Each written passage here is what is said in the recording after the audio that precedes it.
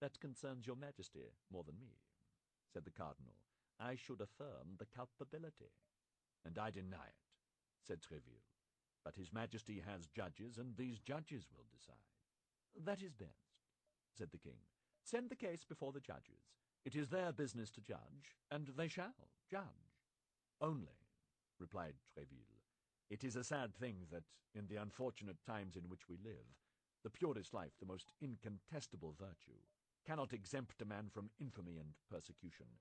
The army, I will answer for it, will be but little pleased at being exposed to rigorous treatment on account of police affairs." The expression was imprudent, but Monsieur de Tréville launched it with knowledge of his cause. He was desirous of an explosion, because in that case the mine throws forth fire, and fire enlightens. "Police affairs!" cried the king, taking up Tréville's words. "Police affairs! And what do you know about them, monsieur? Meddle with your musketeers, and do not annoy me in this way. It appears, according to your account, that if by mischance a musketeer is arrested, France is in danger. What a noise about a musketeer! I would arrest 10 of them, ventre bleu, 100 even, all the company, and I would not allow a whisper." "From the moment they are suspected by your Majesty," said Tréville, "the musketeers are guilty. Therefore, you see me prepared to surrender my sword. For after having accused my soldiers, there can be no doubt that Monsieur the Cardinal will end by accusing me. It is best to constitute myself at once a prisoner with Athos, who is already arrested, and with D'Artagnan, who most probably will be." "Gascon-headed man, will you have done?" said the king. "Sire," replied Tréville, without lowering his voice in the least, "either order my musketeer to be restored to me, or let him be tried." "He shall be tried," said the cardinal. "Well, so much the better, for in that case I shall demand of his Majesty permission to plead for him." The king feared an outbreak. "If his Eminence," said he, "did not have personal motives—" The cardinal saw what the king was about to say, and interrupted him. "Pardon me," said he, "but the instant your Majesty considers me a prejudiced judge, I withdraw." "Come," said the king, "will you swear by my father that Athos was at your residence during the event, and that he took no part in it?" "By your glorious father, and by yourself, whom I love and venerate above all the world, I swear it." "Be so kind as to reflect, sire," said the cardinal.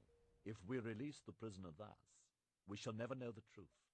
"Athos may always be found," replied Tréville, ready to answer, when it shall please the gownsman to interrogate him. "He will not desert, Monsieur the Cardinal, be assured of that. I will answer for him."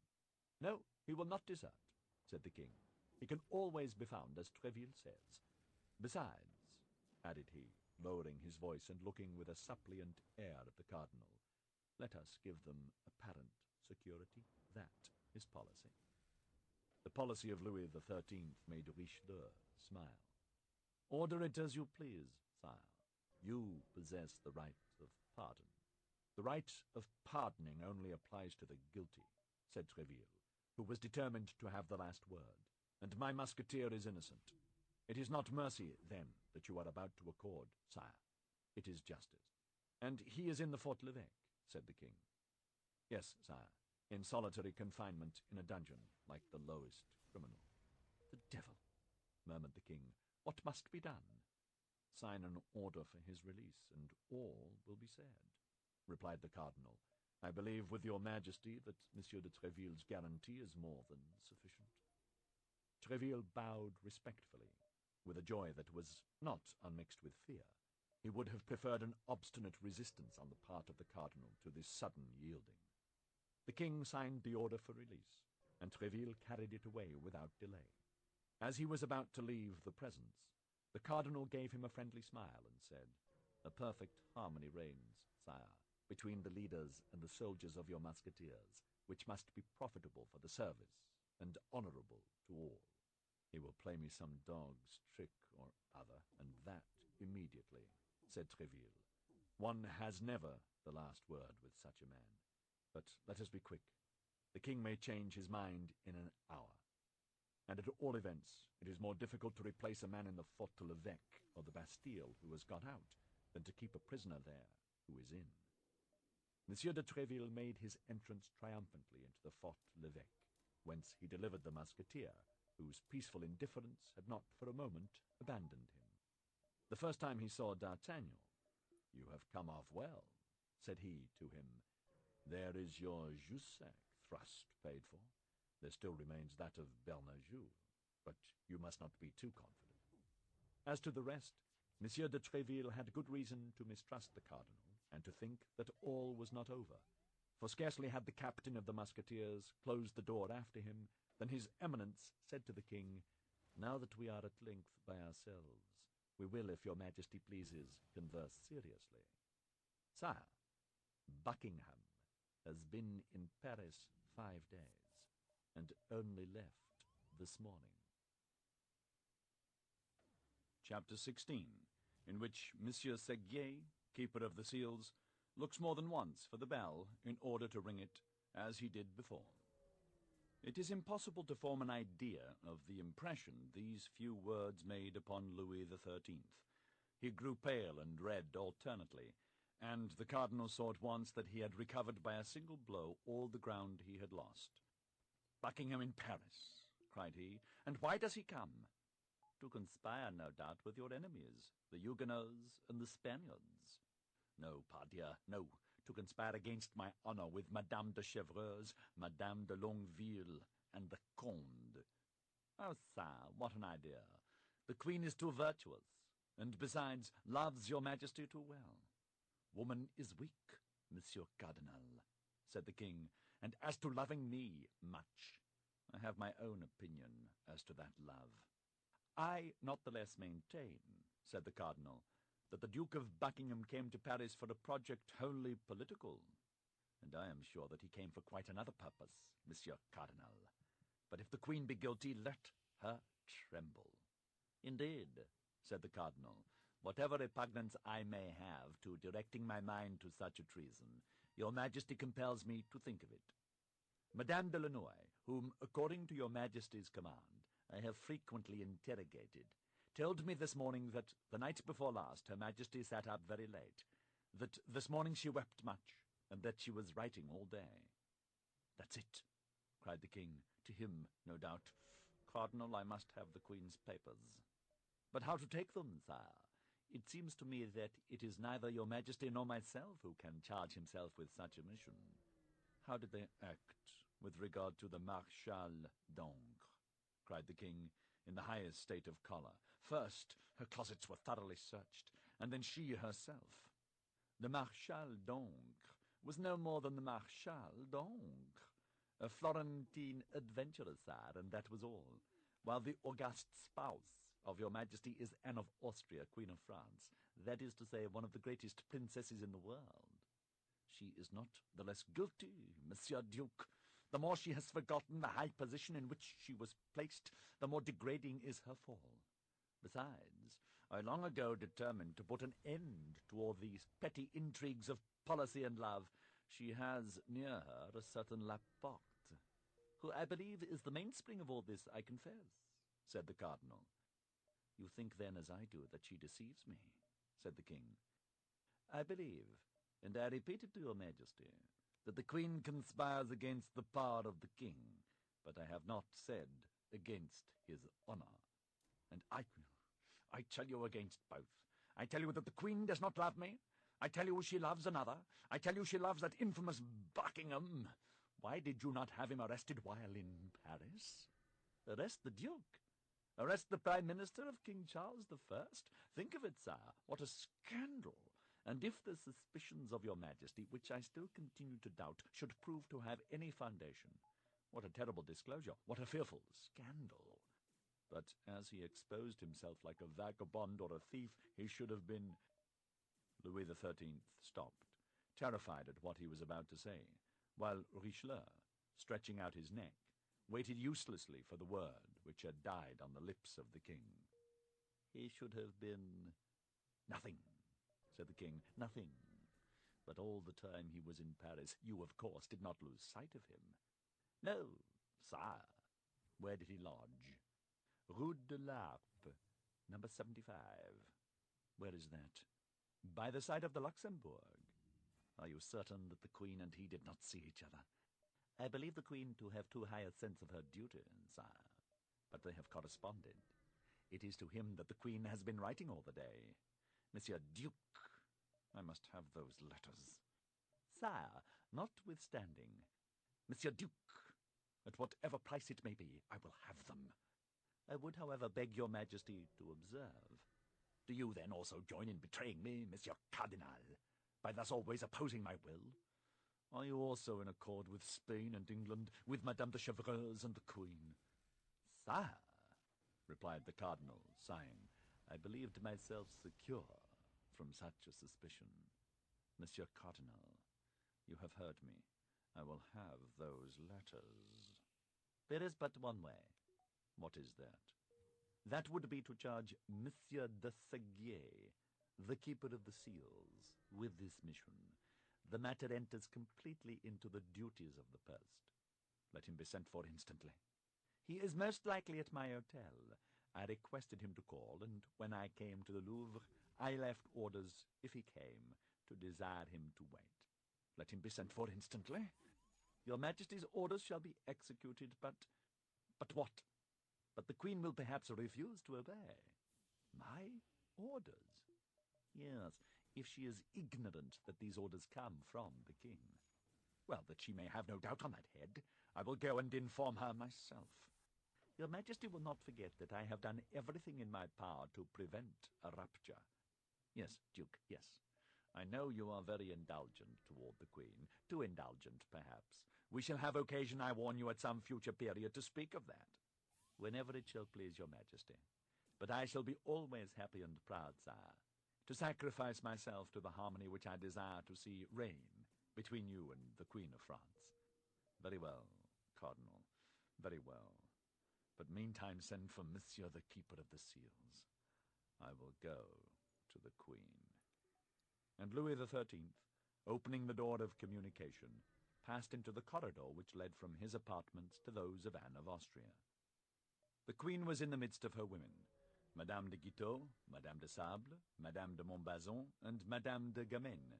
In a corner was the Spanish companion, Donna Estefania, who had followed her from Madrid.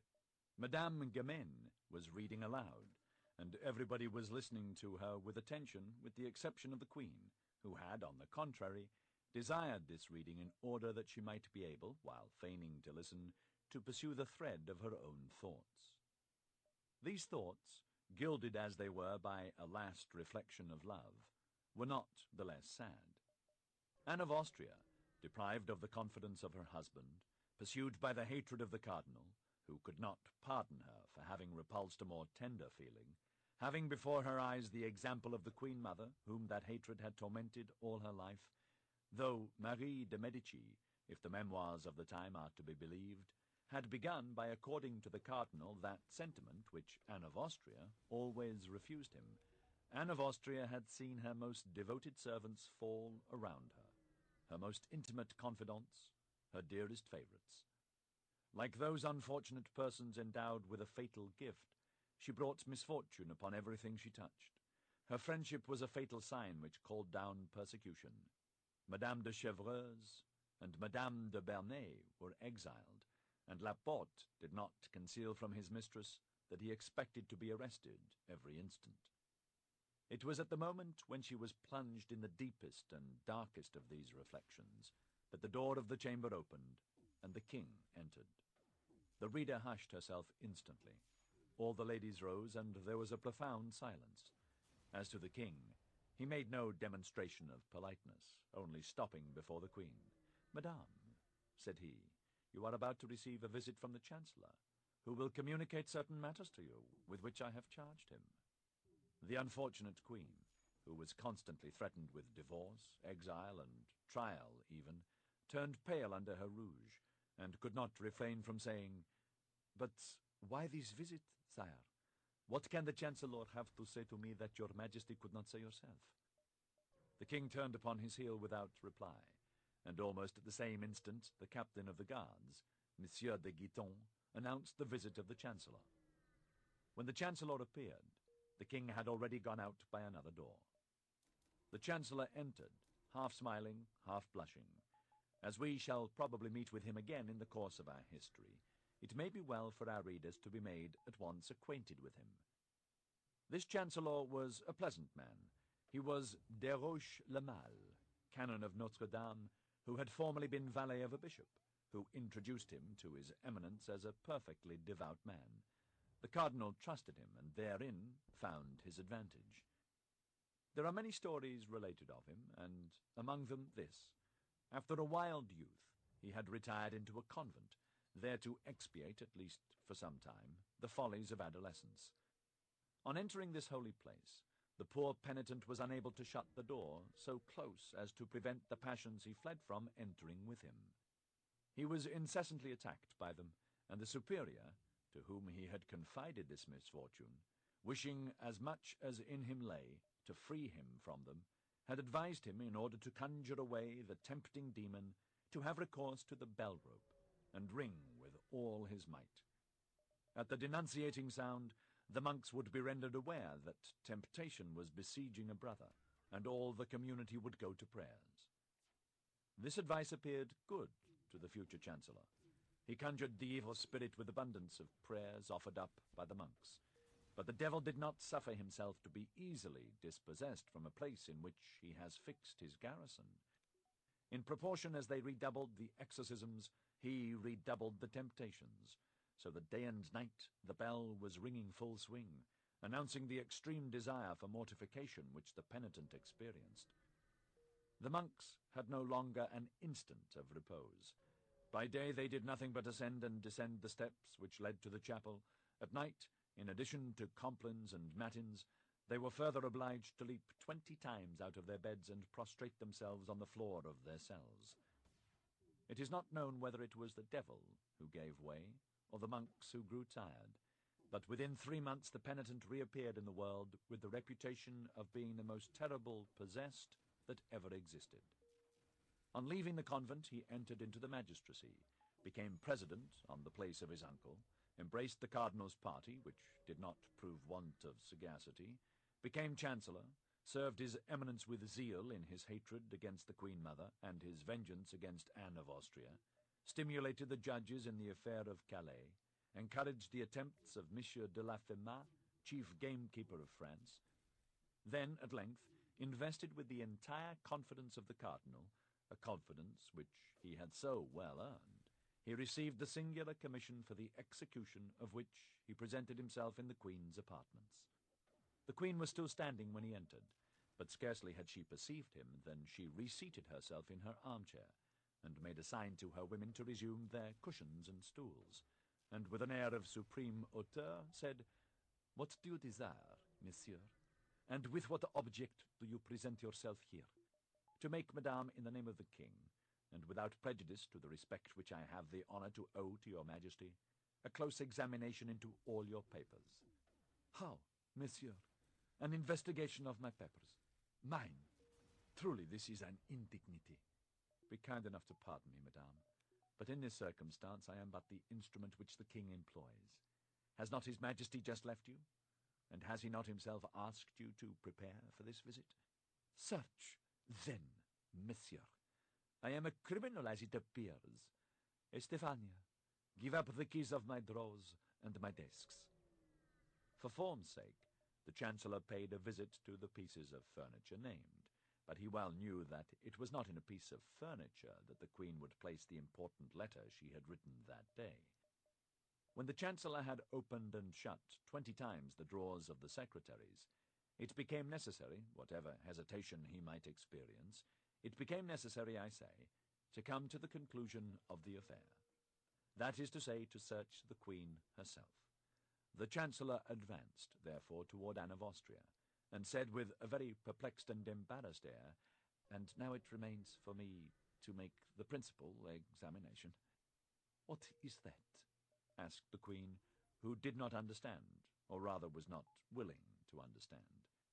"His Majesty is certain that a letter has been written by you during the day. He knows that it has not yet been sent to its address. The letter is not in your table nor in your secretary. And yet this letter must be somewhere. Would you dare to lift your hand to your queen, said Anne of Austria, drawing herself up to her full height, and fixing her eyes upon the Chancellor with an expression almost threatening. I am a faithful subject of the king, madame, and all that his majesty commands I shall do. Well, it is true, said Anne of Austria, and the spies of the cardinal have served him faithfully. I have written a letter today. That letter is not yet gone. The letter is here.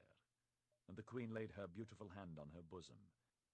Then give me that letter, madame, said the chancellor. I will give it to none but the king, monsieur, said Anne. If the king had desired that the letter should be given to him, madame, he would have demanded it of you himself. But I repeat to you, I am charged with reclaiming it, and if you do not give it up, well, he has then charged me to take it from you. How? What do you say? That my orders go far, madame, and that I am authorized to seek for the suspected paper even on the person of your majesty. What horror! Cried the queen. Be kind enough, then, madame, to act more compliantly. The conduct is infamously violent. Do you know that, monsieur? The king commands it, madame. Excuse me. I will not suffer it. No, I would rather die, cried the queen, in whom the imperious blood of Spain and Austria began to rise. The chancellor made a profound reverence. Then, with the intention quite patent of not drawing back a foot from the accomplishment of the commission with which he was charged, and as the attendant of an executioner might have done in the chamber of torture, he approached Anne of Austria, for whose eyes, at the same time, sprang tears of rage. The queen was, as we have said, of great beauty. The commission might well be called delicate, and the king had reached, in his jealousy of Buckingham, the point of not being jealous of anyone else. Without doubt, the chancellor, Seguier, looked about at that moment for the rope of the famous bell, but not finding it, he summoned his resolution, and stretched forth his hands toward the place where the queen had acknowledged the paper was to be found. Anne of Austria took one step backward, became so pale that it might be said she was dying, and leaning with her left hand upon a table behind her to keep herself from falling, she, with her right hand, drew the paper from her bosom and held it out to the keeper of the seals. There, monsieur, there is that letter, cried the queen, with a broken and trembling voice. Take it, and deliver me from your odious presence. The chancellor, who on his part trembled with an emotion easily to be conceived, took the letter, bowed to the ground, and retired. The door was scarcely closed upon him when the queen sank, half fainting, into the arms of her women. The chancellor carried the letter to the king without having read a single word of it. The king took it with a trembling hand, looked for the address, which was wanting, became very pale, opened it slowly, then, seeing by the first words that it was addressed to the King of Spain, he read it rapidly. It was nothing but a plan of attack against the cardinal. The queen pressed her brother and the Emperor of Austria to appear to be wounded, as they really were, by the policy of Richelieu, the eternal object of which was the abasement of the House of Austria, to declare war against France, and as a condition of peace, to insist upon the dismissal of the cardinal. But as to love, there was not a single word about it in all the letter. The king, quite delighted, inquired if the cardinal was still at the Louvre. He was told that His Eminence awaited the orders of His Majesty in the business cabinet. The king went straight to him. There, Duke, said he, you were right and I was wrong. The whole intrigue is political, and there is not the least question of love in this letter, but on the other hand there is abundant question of you.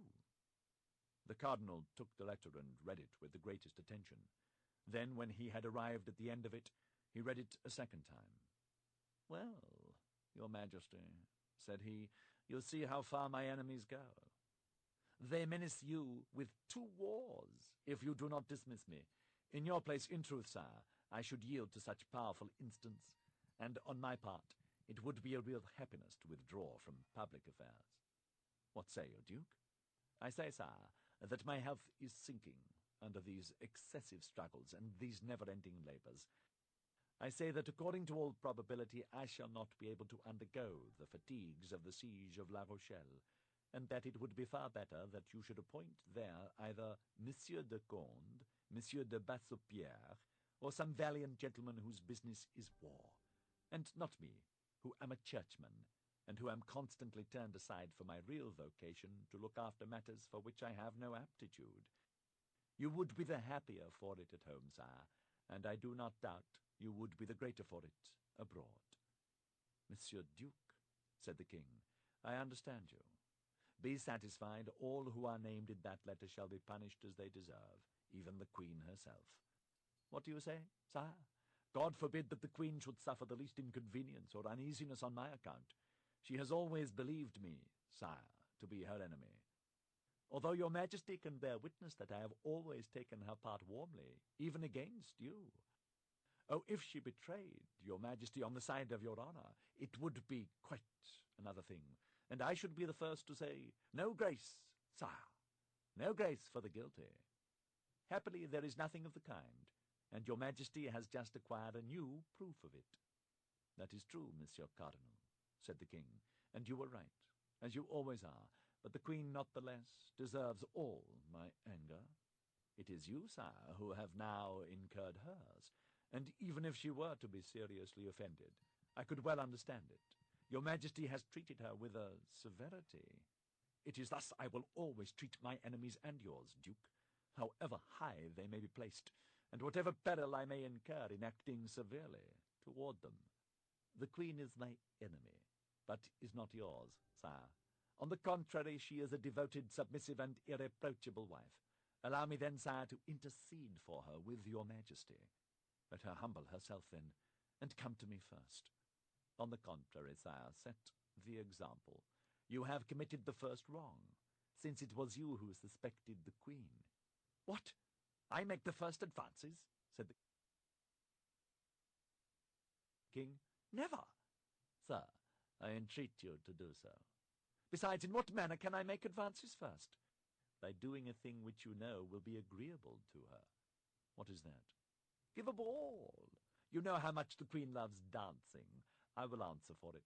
Her resentment will not hold out against such an attention. Monsieur Cardinal, you know that I do not like worldly pleasures. The queen will only be the more grateful to you, as she knows your antipathy for that amusement.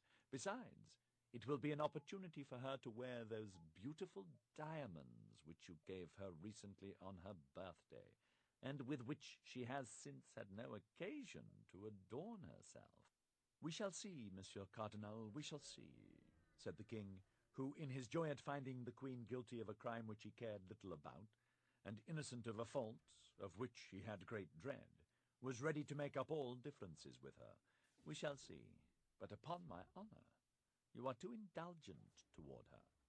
Sire, said the cardinal, leave severity to your ministers. Clemency is a royal virtue. Employ it, and you will find that you derive advantage therein.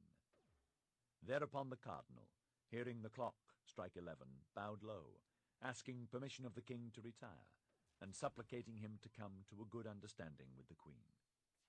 Anne of Austria, who, in consequence of the seizure of her letter, expected reproaches, was much astonished the next day to see the king make some attempts at reconciliation with her.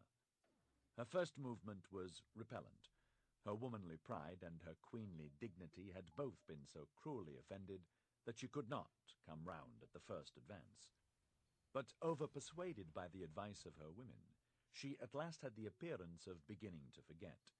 The king took advantage of his favourable moment to tell her that he had the intention of shortly giving a fete. A fete was so rare a thing for poor Anne of Austria that, at this announcement, as the cardinal had predicted, the last trace of her resentment disappeared, if not from her heart, at least from her countenance. She asked upon what day this fete would take place, but the king replied that he must consult the cardinal upon that head.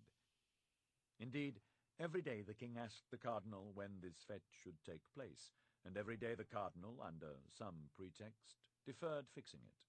10 days passed away thus. On the 8th day after the scene we have described, the cardinal received a letter with the London stamp, which only contained these lines: I have them. but I am unable to leave London for want of money. Send me 500 pistoles, and 4 or 5 days after I have received them, I shall be in Paris." On the same day the cardinal received this letter, the king put his customary question to him. Richelieu counted on his fingers and said to himself, "She will arrive," she says, 4 or 5 days after having received the money. It will require 4 or 5 days for the transmission of the money, 4 or 5 days for her to return.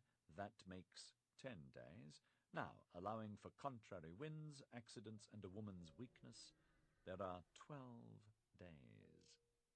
"Well, Monsieur Duke," said the king, "have you made your calculations?" "Yes, sire. Today is the 20th of September. The aldermen of the city give a fete on the 3rd of October. That will fall in wonderfully well.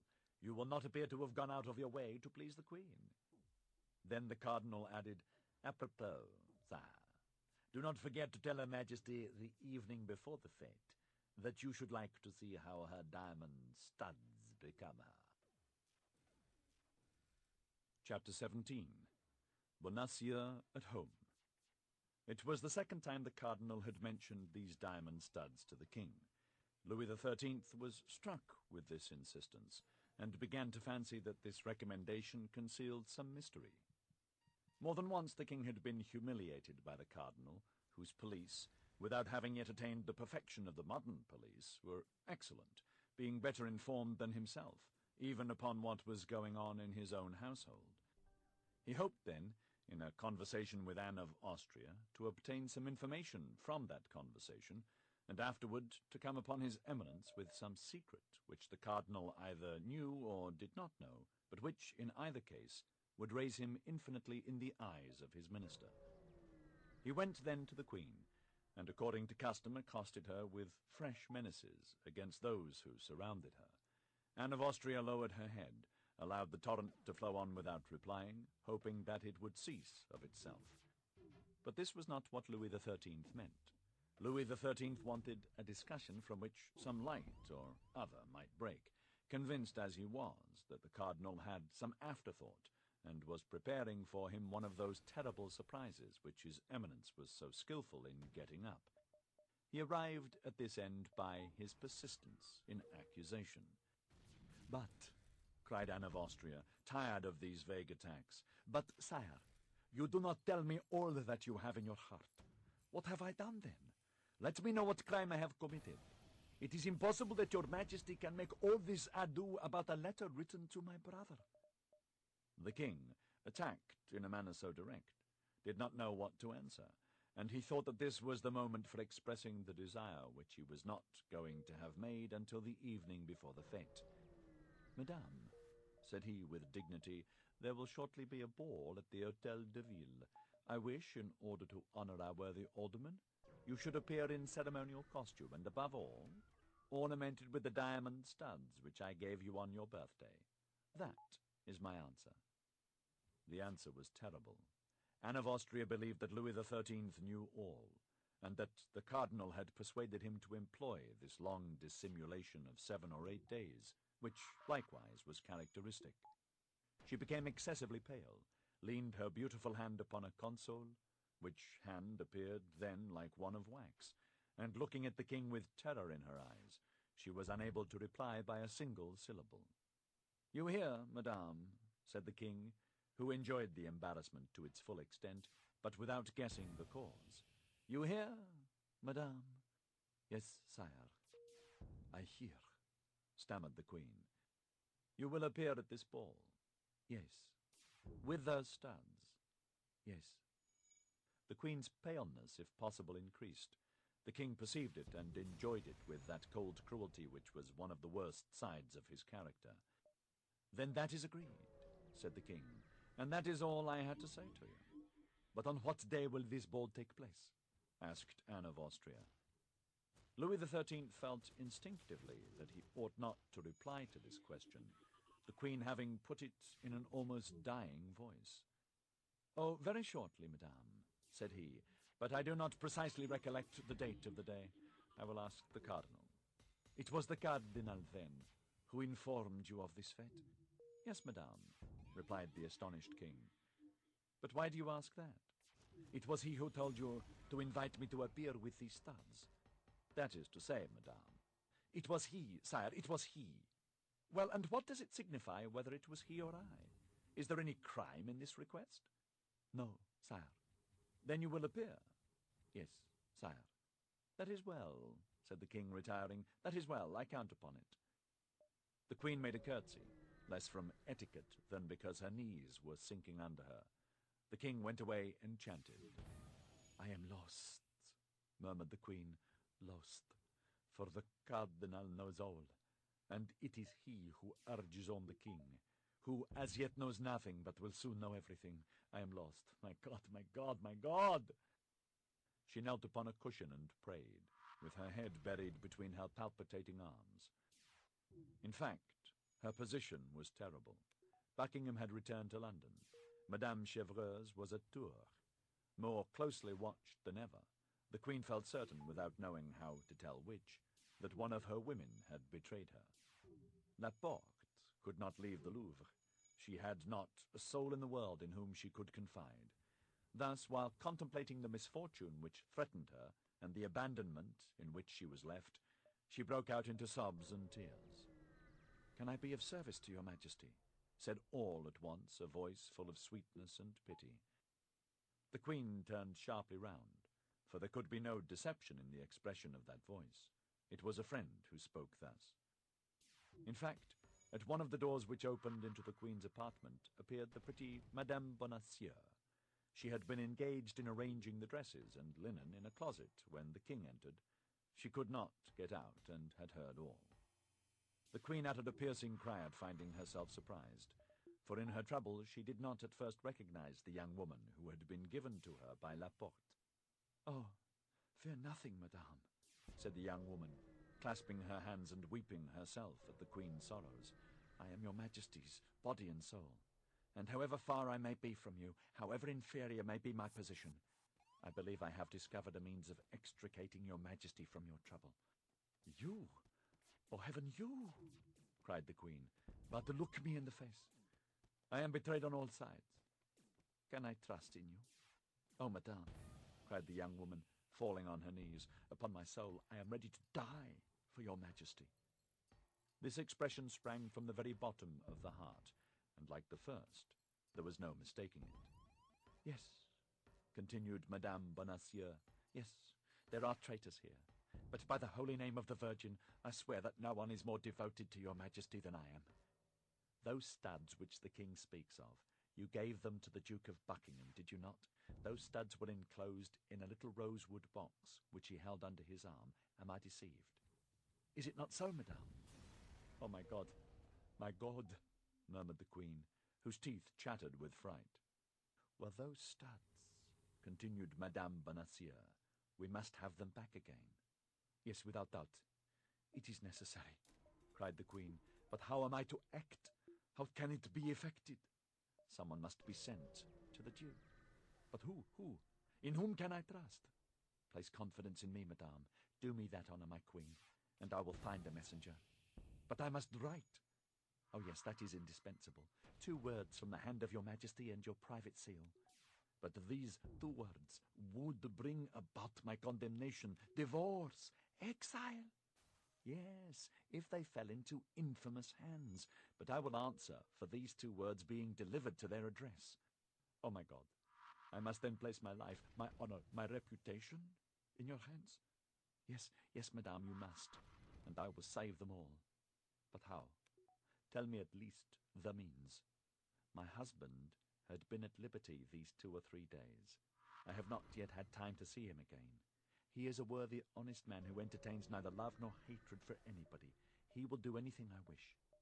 He will set out upon receiving an order from me without knowing what he carries, and he will carry your Majesty's letter without even knowing it is from your Majesty to the address which is on it." The queen took the 2 hands of the young woman with a burst of emotion, gazed at her as if to read her very heart, and seeing nothing but sincerity in her beautiful eyes, embraced her tenderly. "Do that," cried she, "and you will have saved my life. You will have saved my honor." Do not exaggerate the service I have the happiness to render your majesty. I have nothing to say for your majesty. You are only the victim of perfidious plots. That is true, my child, said the queen. You are right. Give me then that letter, madame. Time presses. The queen ran to a little table on which were ink, paper, and pens. She wrote 2 lines, sealed the letter with her private seal, and gave it to Madame Bonacieux. And now, said the queen, we are forgetting one very necessary thing. What is that, madame? Money. Madame Bonacieux blushed. Yes, that is true, said she, and I will confess to your majesty that your husband has none. Is that what you would say? He has some, but he is very avaricious. That is his fault. Nevertheless, let not your majesty be uneasy. We will find means. And I have none either, said the queen. Those who have read the memoirs of Madame de Motteville will not be astonished at this reply. But wait a minute. Anne of Austria ran to her jewel case. Here, she said, here is a ring of great value, as I have been assured. It came from my brother, the King of Spain. It is mine, and I am at liberty to dispose of it. Take this ring, raise money with it, and let your husband set out. In an hour, you shall be obeyed. You see the address, said the queen, speaking so low that Madame Bonacieux could hardly hear what she said. To my Lord Duke of Buckingham, London. The letter shall be given to himself. Generous girl, cried Anne of Austria. Madame Bonacieux kissed the hands of the queen, concealed the paper in the bosom of her dress, and disappeared with the lightness of a bird. 10 minutes afterward, she was at home. As she told the queen, she had not seen her husband since his liberation. She was ignorant of the change that had taken place in him with respect to the cardinal, a change which had since been strengthened by 2 or 3 visits from the Comte de Rochefort, who had become the best friend of Bonacieux, and had persuaded him, without much trouble, was putting his house in order, the furniture of which he had found mostly broken, and his closets nearly empty, justice not being one of the 3 things which King Solomon names as leaving no traces of their passage. As to the servant, she had run away at the moment of her master's arrest. Terror had had such an effect upon the poor girl that she had never ceased walking from Paris till she reached Burgundy, her native place. The worthy mercer had, immediately upon re-entering his house, informed his wife of his happy return, and his wife had replied by congratulating him, and telling him that the first moment she could steal from her duties should be devoted to paying him a visit. The first moment had been delayed 5 days, which, under any other circumstances, might have appeared rather long to Monsieur Bonacieux. But he had, in the visit he had made to the cardinal, and in the visits Rochefort had made him, ample subjects for reflection, and as everybody knows, nothing makes time pass more quickly than reflection. This was the more so because Bonacieux's reflections were all rose-colored. Rochefort called him his friend, his dear Bonacieux, and never ceased telling him that the cardinal had a great respect for him. The mercer fancied himself already on the high road to honors and fortune. On her side, Madame Bonacieux had also reflected, but it must be admitted, upon something widely different from ambition. In spite of herself, her thoughts constantly reverted to that handsome young man who was so brave, and appeared to be so much in love. Married at 18 to Monsieur Bonacieux, having always lived among her husband's friends, people little capable of inspiring any sentiment whatever in a young woman whose heart was above her position, Madame Bonacieux had remained insensible to vulgar seductions, but at this period the title of gentleman had great influence with the citizen class, and D'Artagnan was a gentleman. Besides, he wore the uniform of the Guards, which next to that of the Musketeers was most admired by the ladies. He was, we repeat, handsome, young, and bold. He spoke of love like a man who did love, and was anxious to be loved in return.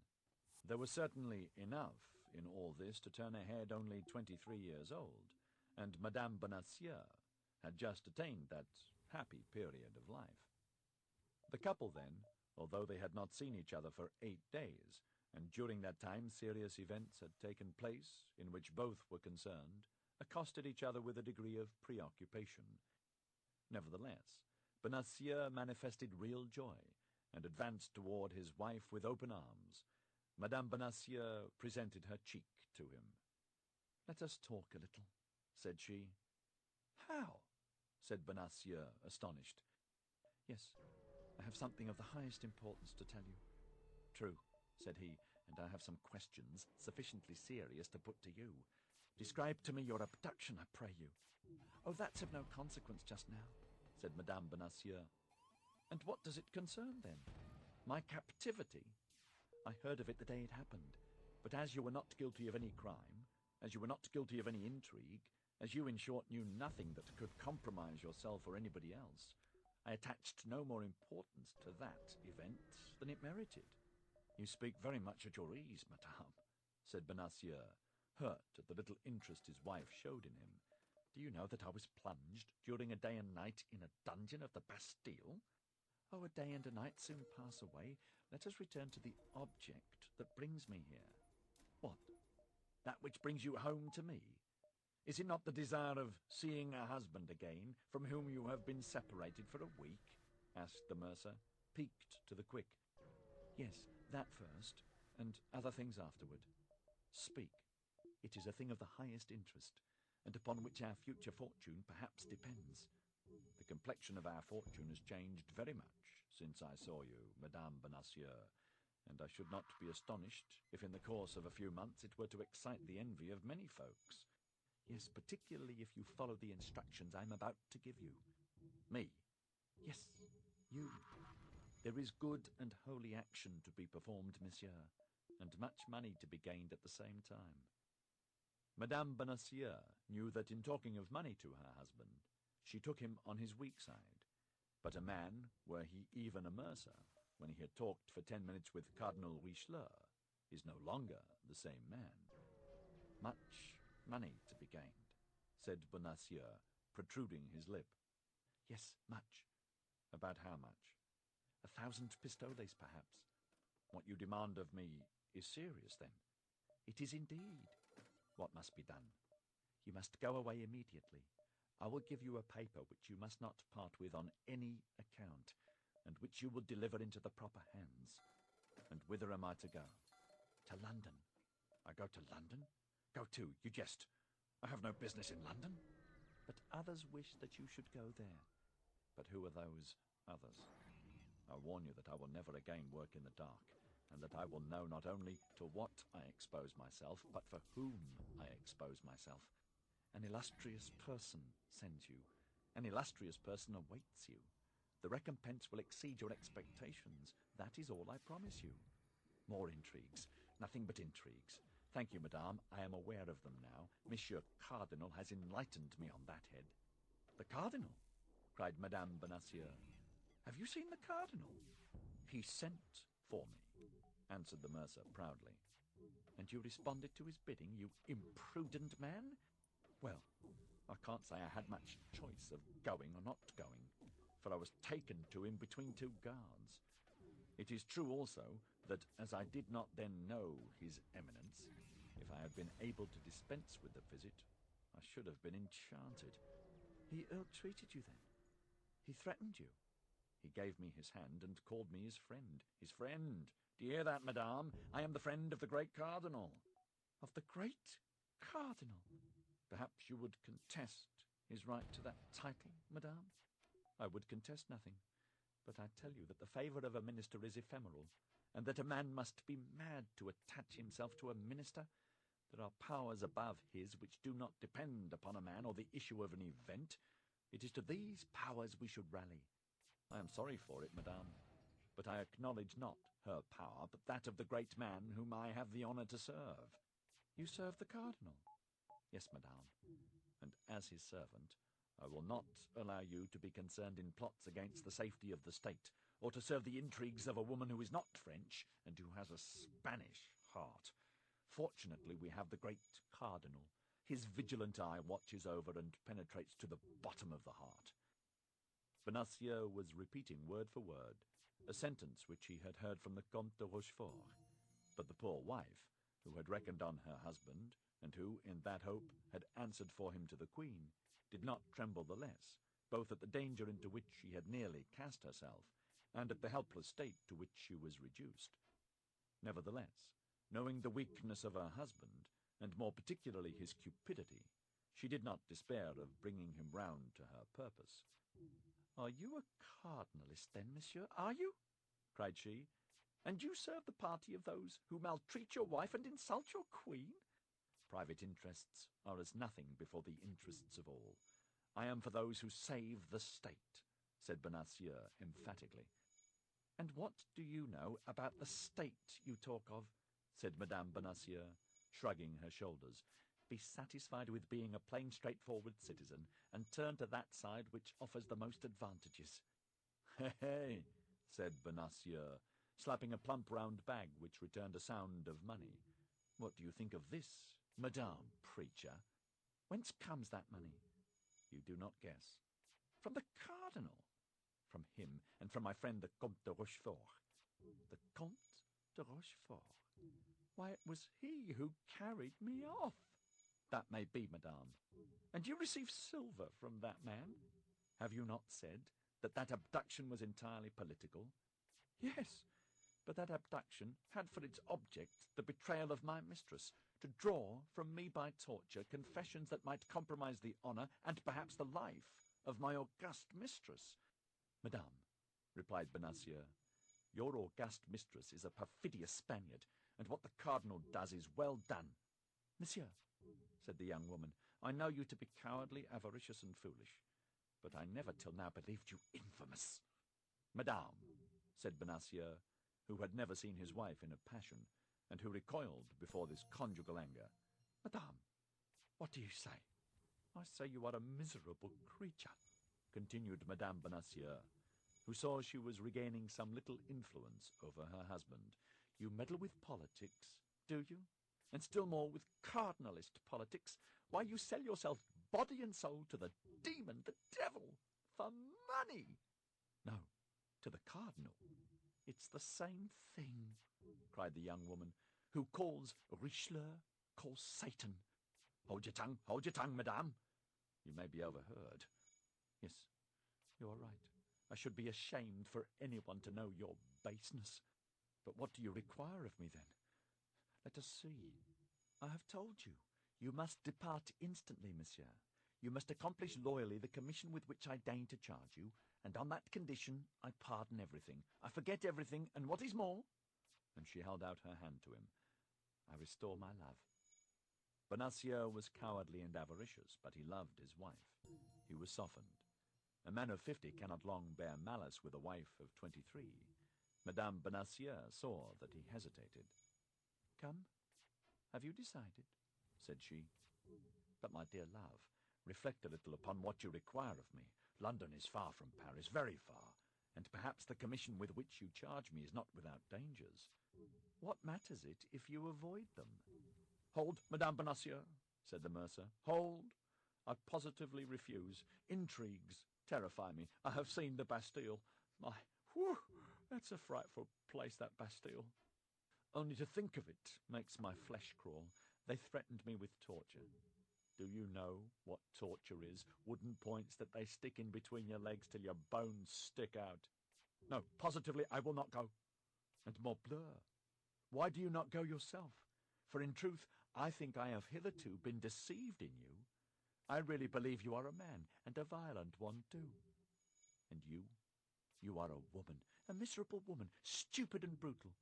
You are afraid, are you? Well, if you do not go this very instant, I will have you arrested by the Queen's orders, and I will have you placed in the Bastille, which you dread so much." Bonacieux fell into a profound reflection. He weighed the two angers in his brain, that of the cardinal and that of the Queen. That of the cardinal predominated enormously. "Have me arrested on the part of the Queen," said he, "and I will appeal to his Eminence." At once Madame Bonacieux saw that she had gone too far, and she was terrified at having communicated so much. She for a moment contemplated with fright that stupid countenance, impressed with the invincible resolution of a fool that is overcome by fear. "Well, be it so," said she. "Perhaps, when all is considered, you are right. In the long run, a man knows more about politics than a woman, particularly such as, like you, Monsieur Bonacieux, have conversed with the cardinal. And yet it is very hard, added she, that a man upon whose affection I thought I might depend treats me thus unkindly and will not comply with any of my fancies. That is because your fancies go too far, replied the triumphant Bonacieux, and I mistrust them. Well, I will give it up then, said the young woman, sighing. It is as well as it is. Say no more about it. At least you should tell me what I should have to do in London, replied Bonacieux, who remembered a little too late that Rochefort had desired him to endeavour to obtain his wife's secrets. It is of no use for you to know anything about it, said the young woman, whom an instinctive mistrust now impelled to draw back. It was about one of those purchases that interest women, a purchase by which much might have been gained. But the more the young woman excused herself, the more important Bonacieux thought the secret which she declined to confide to him. He resolved then to hasten immediately to the residence of the Comte de Rochefort, and tell him that the Queen was seeking for a messenger to send to London.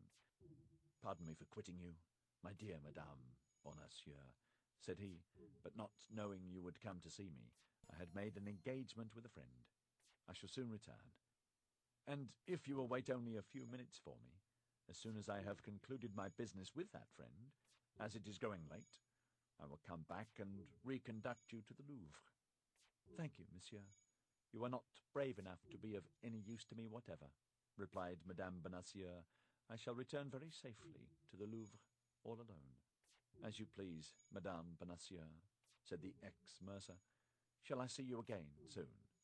Next week I hope my duties will afford me a little liberty, and I will take advantage of it to come and put things in order here, as they must necessarily be much deranged.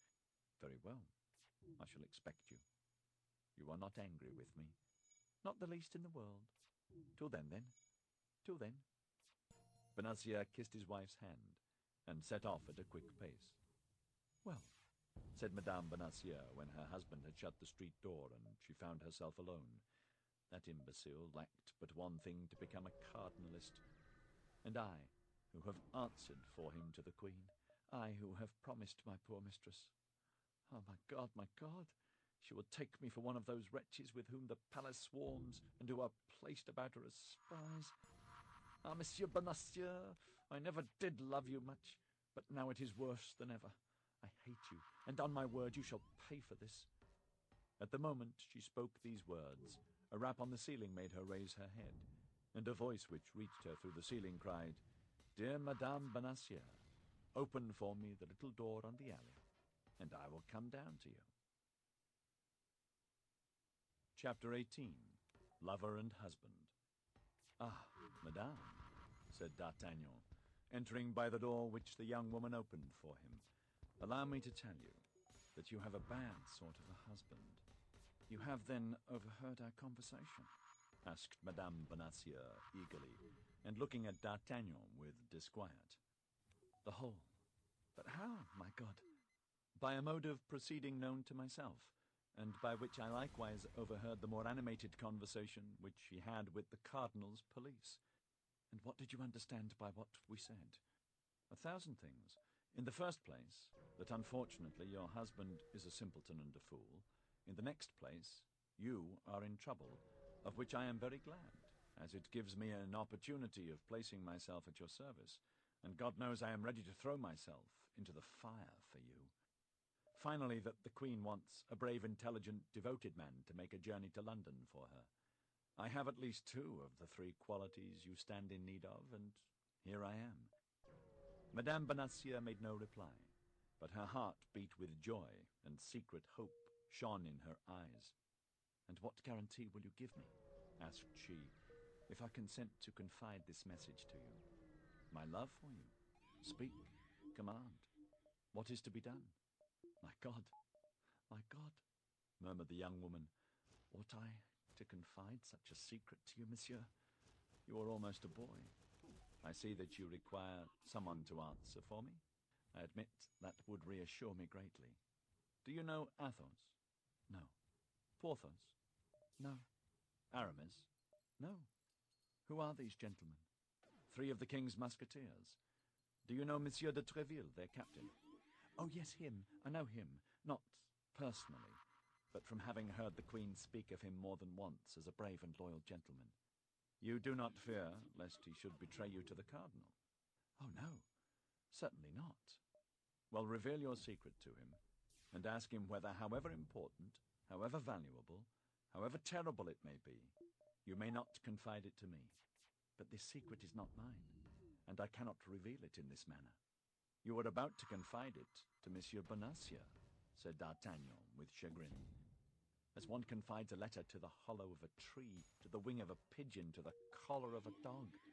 And yet, you see plainly that I love you. You say so. I am an honourable man. You say so. I am a gallant fellow. I believe it. I am brave. Oh, I'm sure of that. Then put me to the proof. Madame Bonacieux looked at the young man, restrained for a minute by a last hesitation, but there was such an ardour in his eyes, such persuasion in his voice, that she felt herself constrained to confide in him. Besides, she found herself in circumstances where everything must be risked for the sake of everything. The Queen might be as much injured by too much reticence as by too much confidence. And, let us admit it, the involuntary sentiment which she felt for her young protector decided her to speak. Listen, said she, I yield to your protestations, I yield to your assurances, but I swear to you, before God who hears us, that if you betray me, and my enemies pardon me, I will kill myself while accusing you of my death. And I swear to you before God, madame, said D'Artagnan, that if I am taken while accomplishing the orders you give me, I will die sooner than do anything that may compromise anyone. Then the young woman confided in him the terrible secret of which chance had already communicated to him apart, in front of the Samaritaine. This was their mutual declaration of love. D'Artagnan was radiant with joy and pride. The secret which he possessed, this woman whom he loved, confidence and love made him a giant. I go, said he, I go at once. How will you go? Said Madame Bonacieux. And your regiment, your captain? By my soul, you had made me forget all that, dear Constance. Yes, you are right. A furlough is needful. Still another obstacle, murmured Madame Bonacieux sorrowfully. As to that, cried D'Artagnan, after a moment of reflection, I shall surmount it, be assured. How so? I will go this very evening to Treville, whom I will request to ask this favour for me of his brother-in-law, Monsieur Dessessart. But another thing. What? Asked D'Artagnan, seeing that Madame Bonacieux hesitated to continue. You have perhaps no money. Perhaps is too much, said D'Artagnan, smiling. Then, replied Madame Bonacieux, opening a cupboard and taking from it the very bag which, a half-hour before, her husband had caressed so affectionately. Take this bag. The cardinal's, cried D'Artagnan, breaking into a loud laugh, he having heard, as may be remembered, thanks to the broken boards, every syllable of the conversation between the mercer and his wife. The cardinal's, replied Madame Bonacieux. You see, it makes a very respectable appearance. Pardieu, cried D'Artagnan, it will be a double amusing affair to save the Queen with the cardinal's money. You are an amiable and charming young man, said Madame Bonacieux. Be assured you will not find Her Majesty ungrateful. Oh, I am already grandly recompensed, cried D'Artagnan. I love you. You permit me to tell you that I do. That is already more happiness than I dared to hope. Silence, said Madame Bonacieux, starting. What? Someone is talking in the street. It is the voice of my husband. Yes, I recognize it. D'Artagnan ran to the door and pushed the bolt. He shall not come in before I am gone, said he, and when I am gone, you can open it to him. But I ought to be gone too, and the disappearance of his money, how am I to justify it if I am here? You are right. We must go out. Go out? How? He will see us if we go out. Then you must come up into my room. Ah, said Madame Bonacieux, you speak that in a tone that frightens me." Madame Bonacieux pronounced these words with tears in her eyes. D'Artagnan saw those tears, and much disturbed, softened, he threw himself at her feet. "With me you will be as safe as in a temple. I give you my word of a gentleman." "Let us go," said she. "I place full confidence in you, my friend." D'Artagnan drew back the bolt with precaution, and both, light as shadows, glided through the interior door into the passage, ascended the stairs as quietly as possible, and entered D'Artagnan's chambers. Once there, for greater security, the young man barricaded the door. They both approached the window, and through a slit in the shutter they saw Bonacieux talking with a man in a cloak. At sight of this man, D'Artagnan started, and half drawing his sword, sprang toward the door. It was the man of Meung. "What are you going to do?" cried Madame Bonacieux. "You will ruin us all." "But I have sworn to kill that man," said D'Artagnan. "Your life is devoted from this moment, and does not belong to you. In the name of the Queen, I forbid you to throw yourself into any peril which is foreign to that of your journey." "And do you command nothing in your own name?" "In my name," said Madame Bonacieux with great emotion, "in my name I beg you. But listen, they appear to be speaking of me." D'Artagnan drew near the window and lent his ear. Monsieur Bonacieux had opened his door, and seeing the apartment, had returned to the man in the cloak, whom he had left alone for an instant.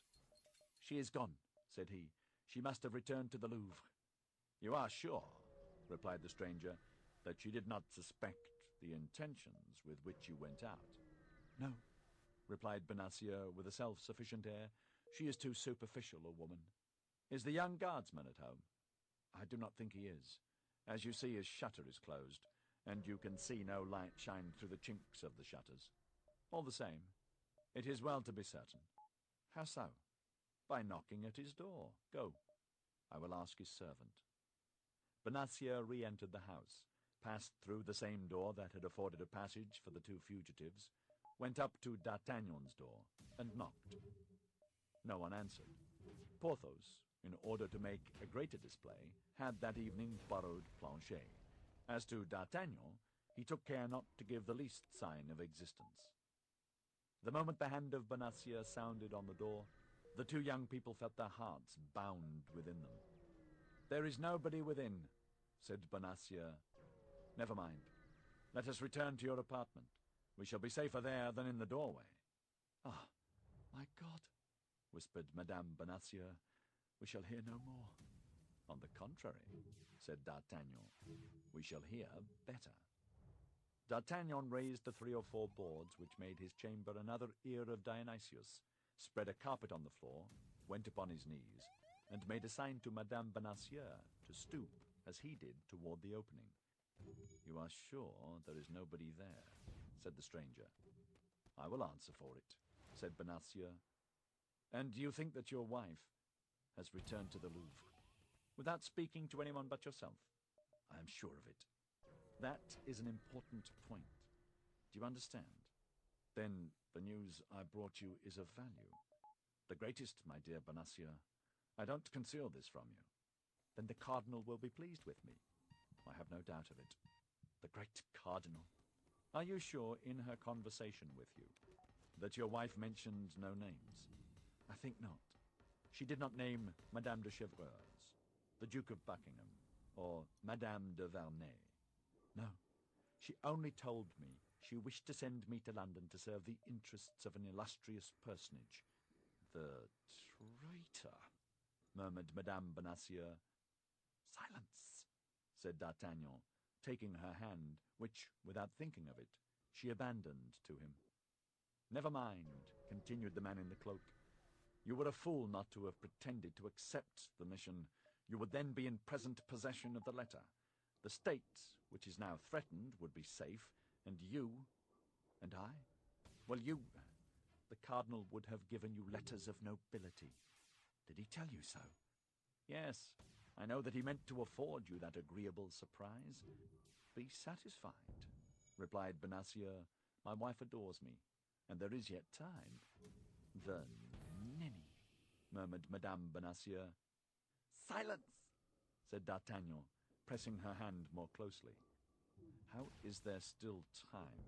asked the man in the cloak. "I go to the Louvre. I ask for Madame Bonacieux. I say that I have reflected. I renew the affair. I obtain the letter, and I run directly to the cardinal. Well, go quickly. I will return soon to learn the result of your trip." The stranger went out. "Infamous," said Madame Bonacieux, addressing this epithet to her husband.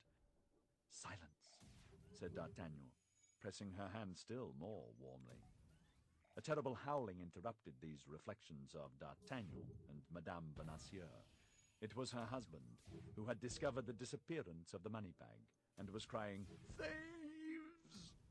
"Oh, my God!" cried Madame Bonacieux. "He will rouse the whole quarter." Bonacieux called a long time, but as such cries, on account of their frequency, brought nobody in the Rue des Fossoyeurs, and as lately the mercer's house had a bad name, finding that nobody came, he went out, continuing to call, his voice being heard fainter and fainter as he went in the direction of the Rue du Bac. "Now he is gone, it is your turn to get out," said Madame Bonacieux. "Courage, my friend, but above all, prudence, and think what you owe to the queen." "To her and to you," cried D'Artagnan. "Be satisfied, beautiful Constance. I shall become worthy of her gratitude. But shall I likewise return worthy of your love?" The young woman only replied by the beautiful glow which mounted to her cheeks. A few seconds afterward, D'Artagnan also went out, enveloped in a large cloak, which ill concealed the sheath of a long sword. Madame Bonacieux followed him with her eyes. With that long, fond look with which he had turned the angle of the street, she fell on her knees, and clasping her hands, "Oh, my God," cried she, "protect the queen! Protect me!" Chapter 19. Plan of Campaign. D'Artagnan went straight to Monsieur de Tréville's. He had reflected that in a few minutes the cardinal would be warned by this cursed stranger, who appeared to be his agent, and he judged with reason he had not a moment to lose. The heart of the young man overflowed with joy. An opportunity presented itself to him, in which there would be at the same time glory to be acquired and money to be gained. And, as a far higher encouragement, it brought him into close intimacy with a woman he adored. This chance did, then, for him at once, more than he would have dared to ask of Providence. Monsieur de Tréville was in his saloon with his habitual court of gentlemen. D'Artagnan, who was known as a familiar of the house, went straight to his office, and sent word that he wished to see him on something of importance. D'Artagnan had been there scarcely 5 minutes when Monsieur de Tréville entered. At the first glance, and by the joy which was painted on his countenance, the worthy captain plainly perceived that something new was on foot. All the way along, D'Artagnan had been consulting with himself whether he should place confidence in Monsieur de Tréville, or whether he should only ask him to give him carte blanche for some secret affair. But Monsieur de Tréville had always been so thoroughly his friend, had always been so devoted to the king and queen, and hated the cardinal so cordially, that the young man resolved to tell him everything. "Did you ask for me, my good friend?" said Monsieur de Tréville. "Yes, monsieur," said D'Artagnan, lowering his voice, "and you will pardon me, I hope, for having disturbed you when you know the importance of my business." "Speak, then. I am all attention." "It concerns nothing less," said D'Artagnan, "than the honor, perhaps the life of the queen." "What did you say?" asked Monsieur de Tréville, glancing round to see if they were surely alone, and then fixing his questioning look upon D'Artagnan. "I say, monsieur, that chance has rendered me master of a secret, which you will guard, I hope, young man, as your life, but which I must impart to you, monsieur, for you alone can assist me in the mission I have just received from Her Majesty. Is this secret your own?" "No, monsieur. It is Her Majesty's." "Are you authorized by Her Majesty to communicate it to me?" "No, monsieur, for, on the contrary, I am desired to preserve the profoundest mystery." "Why, then, are you about to betray it to me?" "Because, as I said, without you I can do nothing, and I am afraid you will refuse me the favor I come to ask, if you do not know to what end I ask it. Keep your secret, young man, and tell me what you wish." "I wish you to obtain for me from Monsieur Dessessart leave of absence for 15 days." When? This very night. You leave Paris? I am going on a mission. May you tell me whither? To London. Has anyone an interest in preventing your arrival there? The cardinal, I believe, would give the world to prevent my success. And are you going alone?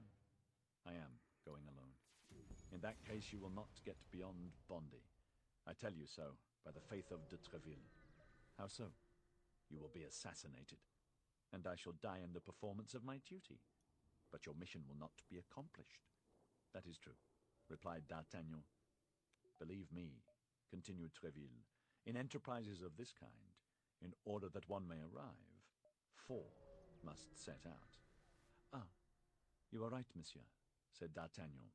But you know Athos, Porthos, and Aramis, and you know if I can dispose of them, without confiding to them the secret which I am not willing to know. We are sworn, once for all, to implicit confidence and devotedness against all proof. Besides, you can tell them that you have full confidence in me, and they will not be more incredulous than you. I can send to each of them leave of absence for 15 days, that is all.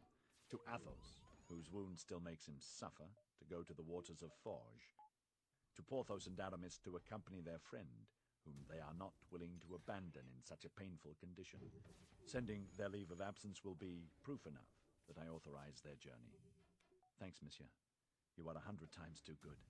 Begone, then. Find them instantly, and let all be done tonight. Ha! But first, write your request to Dessessart. Perhaps you had a spy at your heels, and your visit, if it should ever be known to the cardinal, will thus seem legitimate. D'Artagnan drew up his request, and Monsieur de Tréville, on receiving it, assured him that by 2 o'clock in the morning the 4 leaves of absence should be at the respective domicile of the travellers. Have the goodness to send mine to Athos's residence. I should dread some disagreeable encounter if I were to go home. Be easy. Adieu, and a prosperous voyage. Apropos, said Monsieur de Tréville, calling him back. D'Artagnan returned. Have you any money? D'Artagnan tapped the bag he had in his pocket. Enough? Asked Monsieur de Tréville. 300 pistoles. Oh, plenty. That would carry you to the end of the world. Begone, then. D'Artagnan saluted Monsieur de Tréville, who held out his hand to him. D'Artagnan pressed it with a respect mixed with gratitude. Since his first arrival at Paris, he had had constant occasion to honor this excellent man, whom he had always found worthy, loyal, and great. His first visit was to Aramis, at whose residence he had not been since the famous evening on which he had followed Madame Bonacieux. Still further, he had seldom seen the young musketeer, but every time he had seen him, he had remarked a deep sadness imprinted on his countenance. This evening especially, Aramis was melancholy and thoughtful. D'Artagnan asked some questions about this prolonged melancholy. Aramis pleaded, as his excuse, a commentary upon the 18th chapter of St. Augustine, which he was forced to write in Latin for the following week, and which preoccupied him a good deal. After the 2 friends had been chatting a few moments, a servant from Monsieur de Tréville entered, bringing a sealed packet. "What is that?" asked Aramis. "The leave of absence Monsieur has asked for," replied the lackey. "For me? I have asked for no leave of absence." "Hold your tongue and take it," said D'Artagnan. "And you, my friend, there is a demi-post for your trouble. You will tell Monsieur de Tréville that Monsieur Aramis is very much obliged to him. Go." The lackey bowed to the ground and departed. "What does all this mean?" asked Aramis. "Pack up all you want for a journey of a fortnight, and follow me." "But I cannot leave Paris just now without knowing—" Aramis stopped. "What has become of her?"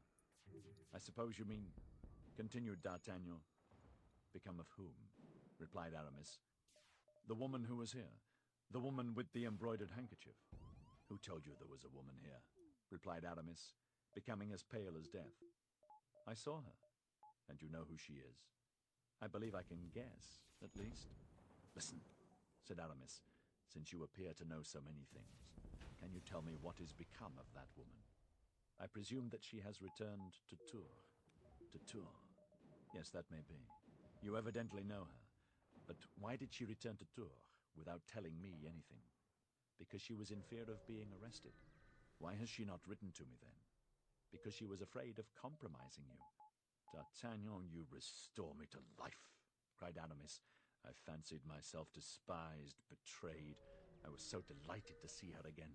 I could not have believed she would risk her liberty for me.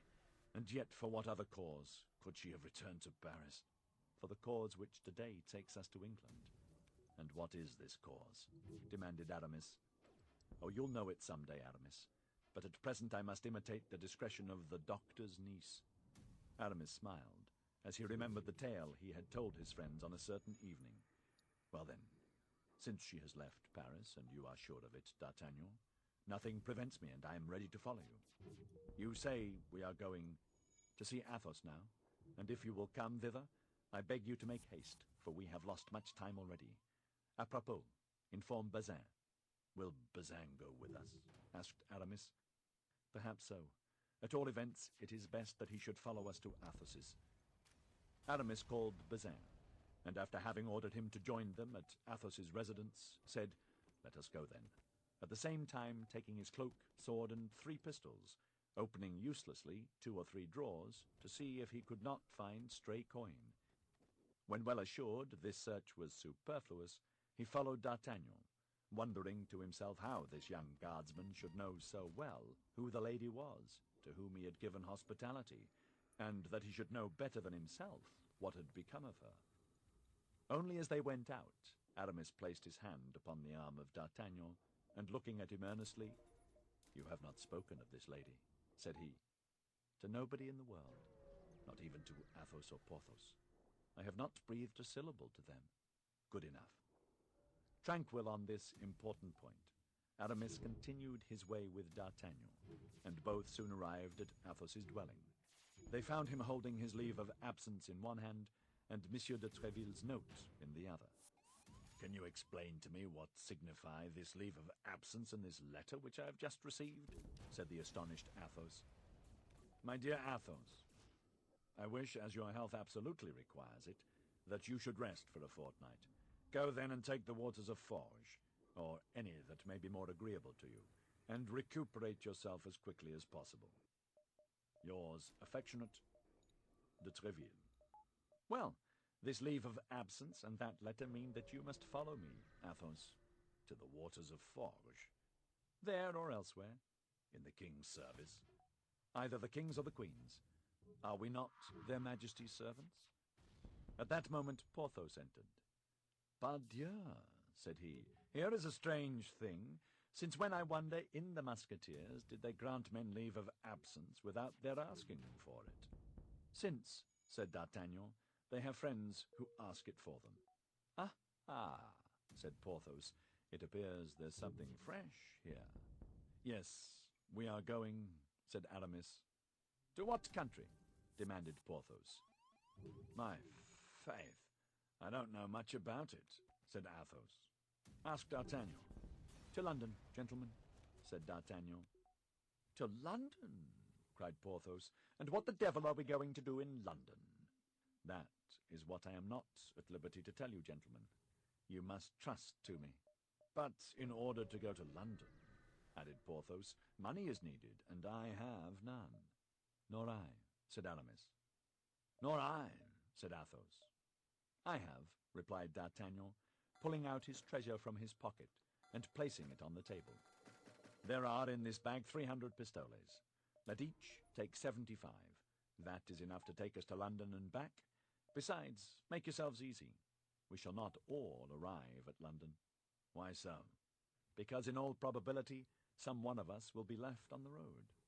"Is this, then, a campaign upon which we are now entering?" "One of a most dangerous kind, I give you notice." "Ah, but if we do risk being killed," said Porthos, "at least I should like to know what for." "You would be all the wiser," said Athos. "And yet," said Aramis, "I am somewhat of Porthos's opinion.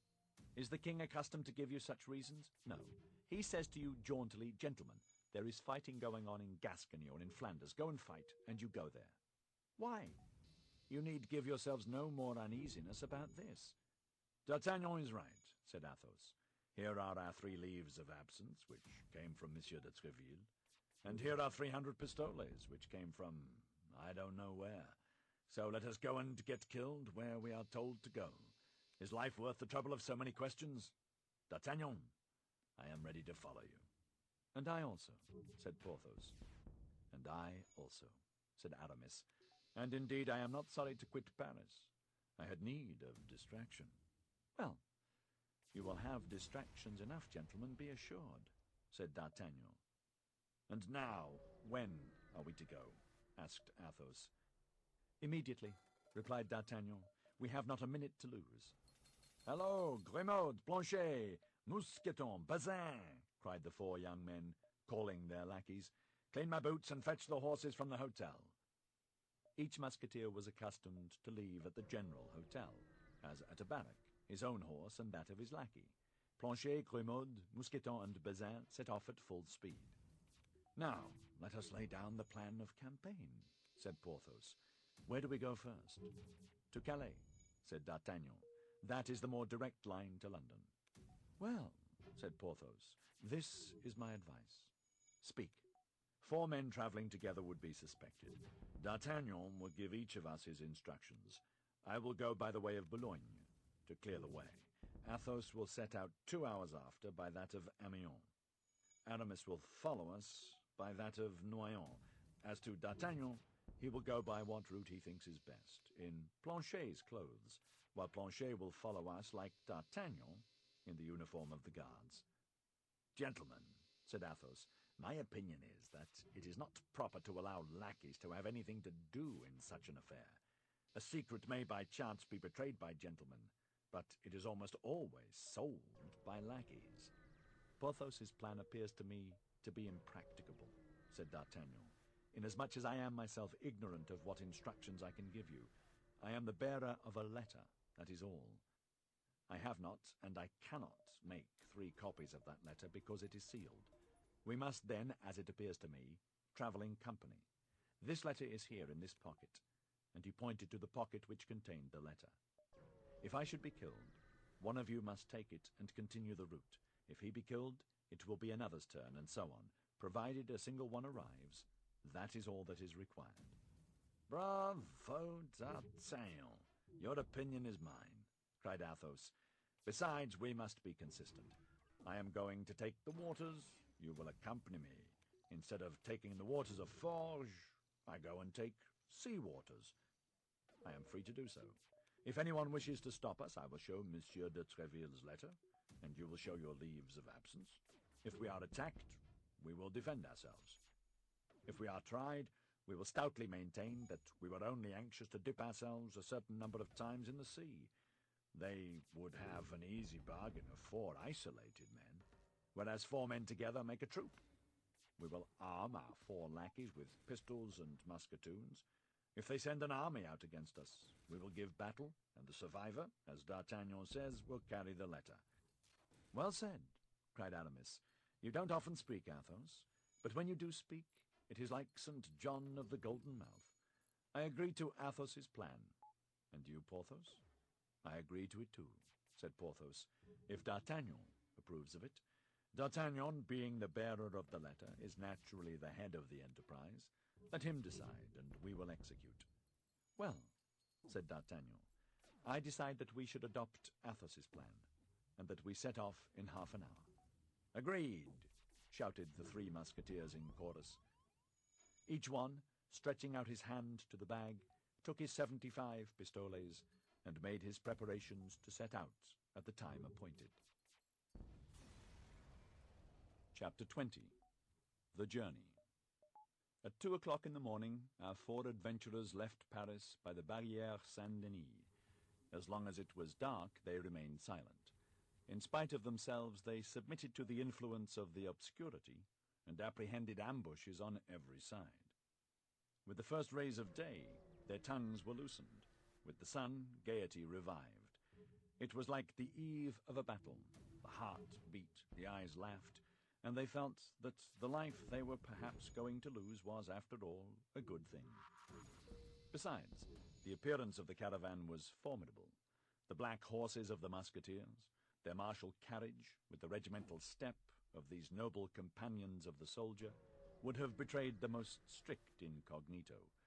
The lackeys followed, armed to the teeth. All went well till they arrived at Chantilly, which they reached about 8 o'clock in the morning. They needed breakfast and alighted at the door of an auberge, recommended by a sign representing St. Martin, giving half his cloak to a poor man. They ordered the lackeys not to unsaddle the horses, and to hold themselves in readiness to set off again immediately. They entered the common hall, and placed themselves at table. A gentleman who had just arrived by the route of Dammartin was seated at the same table, and was breakfasting. He opened the conversation about rain and fine weather. The travellers replied. He drank to their good health, and the travellers returned his politeness. But at the moment Mousqueton came to announce that the horses were ready, and they were arising from the table, the stranger proposed to Porthos to drink the health of the cardinal. Porthos replied that he asked no better if the stranger in his turn would drink the health of the king. The stranger cried that he acknowledged no other king but his eminence. Porthos called him drunk, and the stranger drew his sword. "You have committed a piece of folly," said Athos, "but it can't be helped. There is no drawing back. Kill the fellow and rejoin us as soon as you can." All three remounted their horses, and set out at a good pace, while Porthos was promising his adversary to perforate him with all the thrusts known in the fencing schools. "There goes one," cried Athos, at the end of 500 paces. "But why did that man attack Porthos, rather than any other one of us?" asked Aramis. "Because, as Porthos was talking louder than the rest of us, he took him for the chief," said D'Artagnan.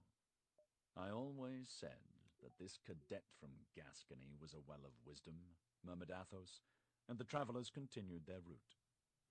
At Beauvais they stopped 2 hours, as well to breathe their horses a little as to wait for Porthos. At the end of 2 hours, as Porthos did not come, not any news of him, they resumed their journey. At a league from Beauvais, where the road was confined between 2 high banks, they fell in with 8 or 10 men who, taking advantage of the road being unpaved in this spot, appeared to be employed in digging holes and filling up the ruts with mud. Aramis, not liking to soil his boots with this artificial mortar, apostrophized them rather sharply. Athos wished to restrain him, but it was too late. The labourers began to jeer the travellers, and by their insolence disturbed the equanimity even of the cool Athos, who urged on his horse against one of them. Then each of these men retreated as far as the ditch, from which each took a concealed musket.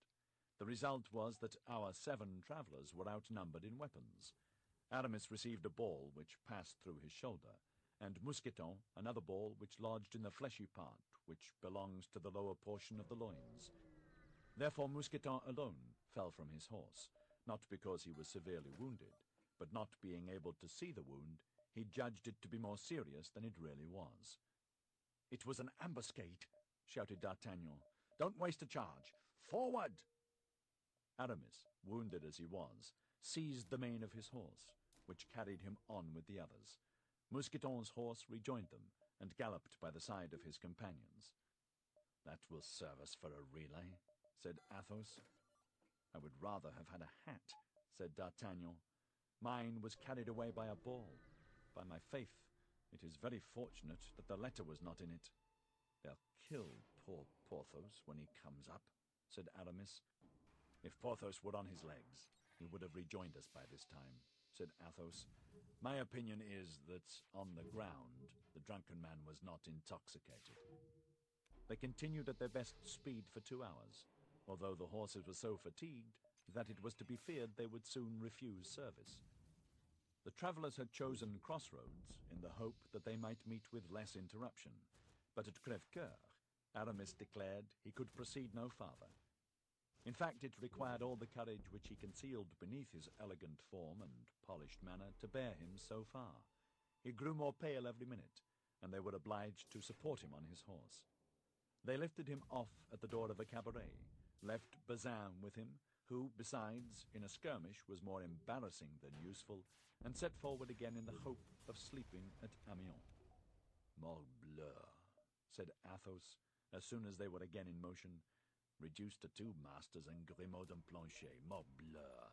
I won't be their dupe, and will answer for it. I will neither open my mouth nor draw my sword between this and Calais. I swear by—" "Don't waste time in swearing," said D'Artagnan. "Let us gallop, if our horses will consent." And the travellers buried their rowels in their horses' flanks, who, thus vigorously stimulated, recovered their energies. They arrived at Amiens at midnight, and alighted at the auberge of the Golden Lily. The host had the appearance of as honest a man as any on earth. He received the travellers with his candlestick in one hand and his cotton nightcap in the other. He wished to lodge the two travellers each in a charming chamber.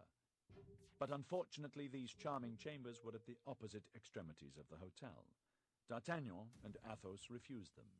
The host replied that he had no other worthy of their excellencies. But the travellers declared they would sleep in the common chamber, each on a mattress which might be thrown upon the ground. The host insisted, but the travellers were firm, and he was obliged to do as they wished. They had just prepared their beds and barricaded their door within, when someone knocked at the yard shutter. They demanded who was there, and recognizing the voices of their lackeys, opened the shutter. It was indeed Planchet and Grimaud. "Grimaud can take care of the horses," said Planchet. "If you are willing, gentlemen, I will sleep across your doorway, and you will then be certain that nobody can reach you." "And on what will you sleep?" said D'Artagnan. "Here is my bed," replied Planchet, producing a bundle of straw. "Come then," said D'Artagnan.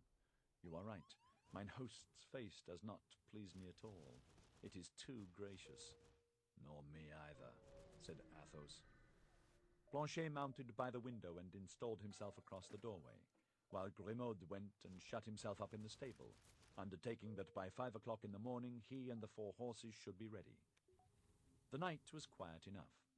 Toward 2 o'clock in the morning somebody endeavored to open the door, but as Planchet awoke in an instant and cried, "Who goes there?" somebody replied that he was mistaken, and went away. At 4 o'clock in the morning they heard a terrible riot in the stables. Grimaud had tried to waken the stable boys, and the stable boys had beaten him.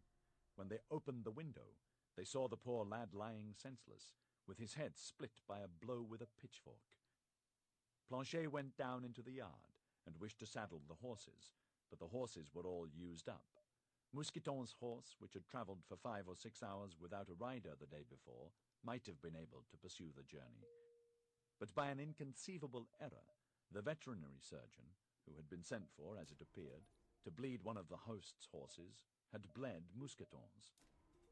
This began to be annoying. All these successive accidents were perhaps the result of chance, but they might be the fruits of a plot. Athos and D'Artagnan went out, while Planchet was sent to inquire if there were not 3 horses for sale in the neighborhood. At the door stood 2 horses, fresh, strong, and fully equipped. These would just have suited them. He asked where their masters were, and was informed that they had passed the night in the inn, and were then settling their bill with the host. Athos went down to pay the reckoning, while D'Artagnan and Planchet stood at the street door.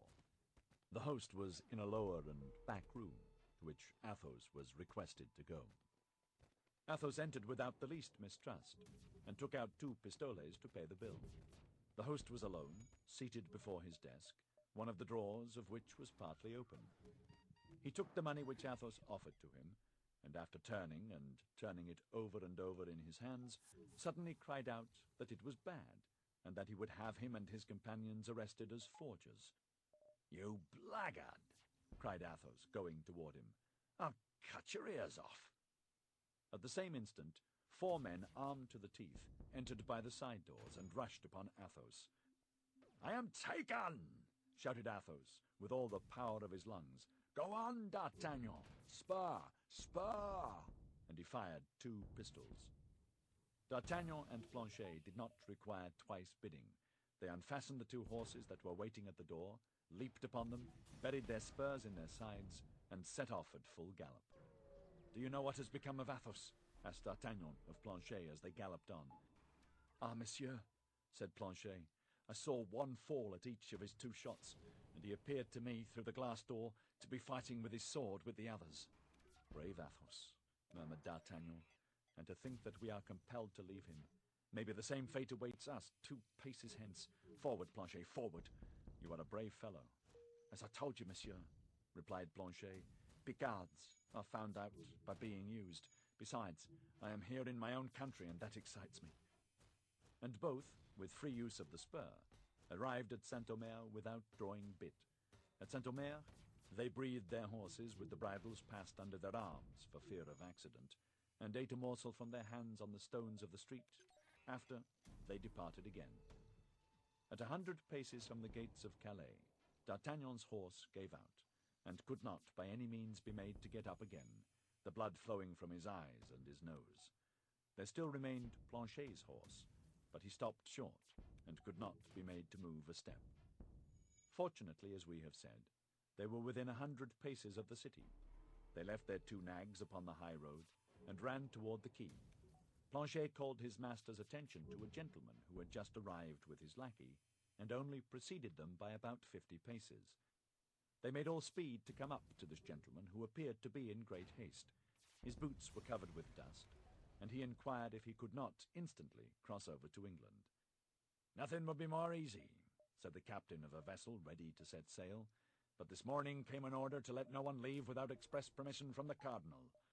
"I have that permission," said the gentleman, drawing the paper from his pocket. "Here it is." "Have it examined by the governor of the port," said the shipmaster, "and give me the preference." "Where shall I find the governor?"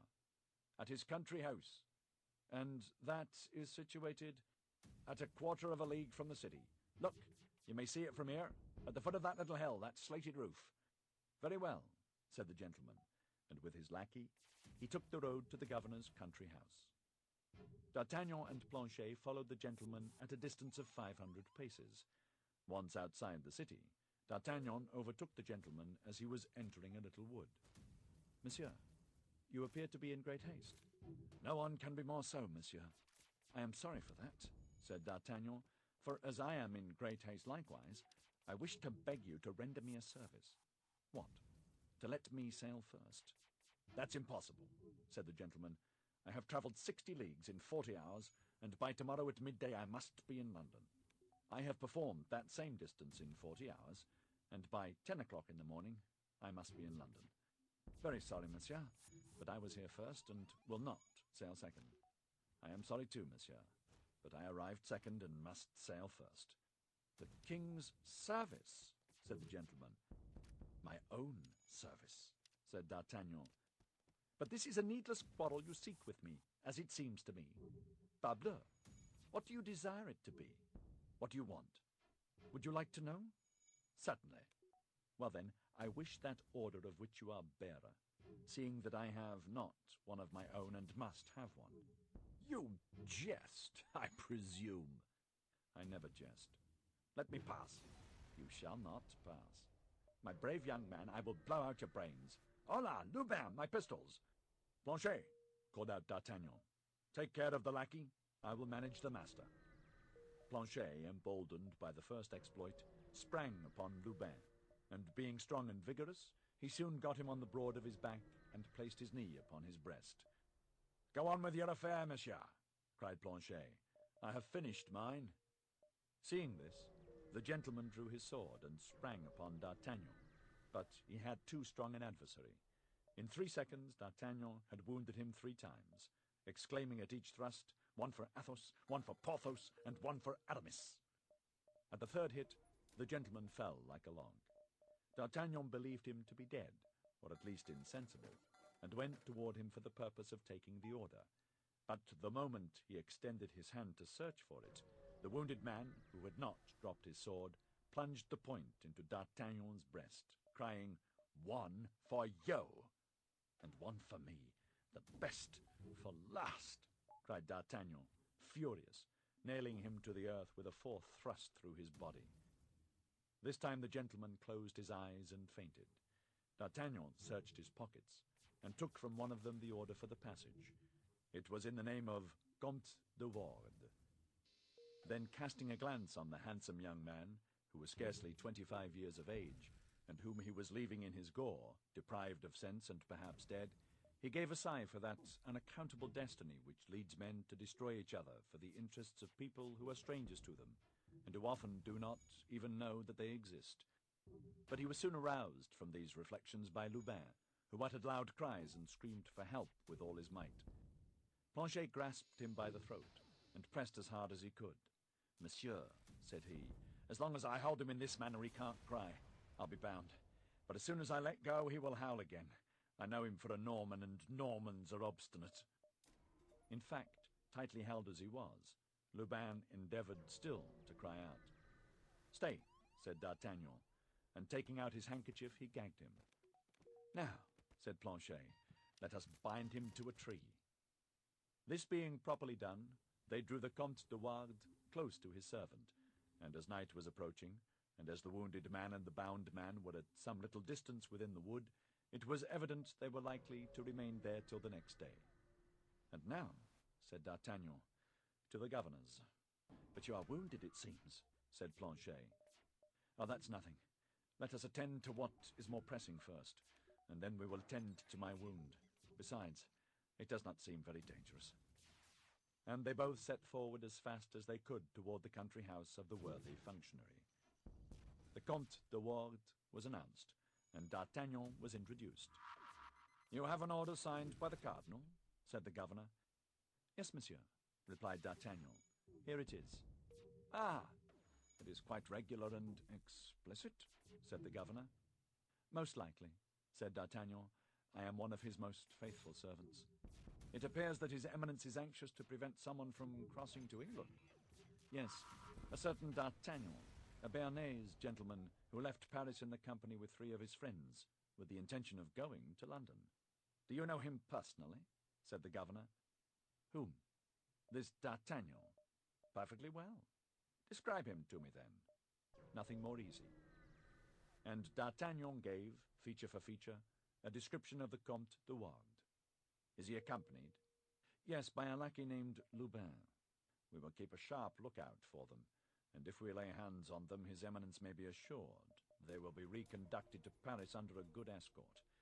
And by doing so, Monsieur the Governor," said D'Artagnan, "you will deserve well of the cardinal. Shall you see him on your return, Monsieur Count?" "Without a doubt." "Tell him, I beg you, that I am his humble servant. I will not fail." Delighted with this assurance, the governor countersigned the passport and delivered it to D'Artagnan. D'Artagnan lost no time in useless compliments. He thanked the governor, bowed, and departed. Once outside, he and Planchet set off as fast as they could, and by making a long detour avoided the wood and re-entered the city by another gate. The vessel was quite ready to sail, and the captain was waiting on the wharf. "Well," he said on perceiving D'Artagnan. "Here is my pass countersigned," said the latter. "And that other gentleman?" "He will not go today," said D'Artagnan. "But here, I'll pay you for us too." "In that case, let us go," said the shipmaster. "Let us go," repeated D'Artagnan. He leaped with Planchet into the boat, and 5 minutes after they were on board.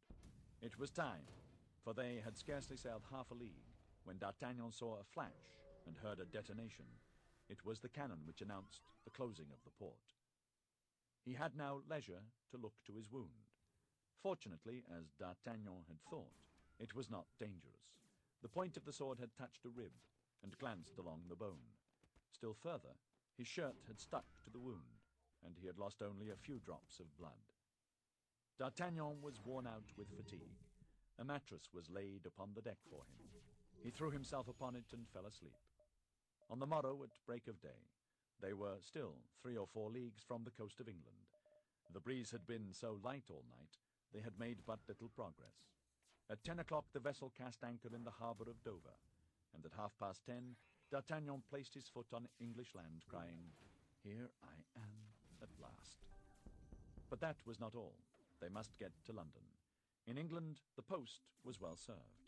D'Artagnan and Planchet took each a post-horse, and a postilion rode before them. In a few hours they were in the capital. D'Artagnan did not know London. He did not know a word of English, but he wrote the name of Buckingham on a piece of paper, and everyone pointed out to him the way to the Duke's hotel. The Duke was at Windsor, hunting with the king. D'Artagnan inquired for the confidential valet of the Duke, who, having accompanied him in all his voyages, spoke French perfectly well. He told him that he came from Paris on an affair of life and death, and that he must speak with his master instantly. The confidence with which D'Artagnan spoke convinced Patrick, which was the name of this minister of the minister. He ordered 2 horses to be saddled, and himself went as guide to the young guardsman. As for Planchet, he had been lifted from his horse as stiff as a rush. The poor lad's strength was almost exhausted. D'Artagnan seemed iron. On their arrival at the castle, they learned that Buckingham and the king were hawking in the marshes 2 or 3 leagues away. In 20 minutes they were on the spot named. Patrick soon caught the sound of his master's voice calling his falcon. "Whom must I announce to my Lord Duke?" asked Patrick. The young man who one evening sought a quarrel with him on the Pont Neuf, opposite the Samaritain. "A singular introduction. You will find that it is as good as another." Patrick galloped off, reached the Duke, and announced to him in the terms directed that a messenger awaited him. Buckingham at once remembered the circumstance, and suspecting that something was going on in France of which it was necessary he should be informed, he only took the time to inquire where the messenger was, and recognizing from afar the uniform of the guards, he put his horse into a gallop and rode straight up to D'Artagnan. Patrick discreetly kept in the background. "No misfortune has happened to the Queen," cried Buckingham the instant he came up, throwing all his fear and love into the question. "I believe not. Nevertheless, I believe she runs some great peril from which your grace alone can extricate her." "I?" cried Buckingham. "What is it? I should be too happy to be of any service to her. Speak, speak." "Take this letter," said D'Artagnan. "This letter? From whom comes this letter?" "From Her Majesty, as I think." "From Her Majesty," said Buckingham, becoming so pale that D'Artagnan feared he would faint as he broke the seal. "What is this rent?" said he, showing D'Artagnan a place where it had been pierced through. "Ah," said D'Artagnan, "I did not see that.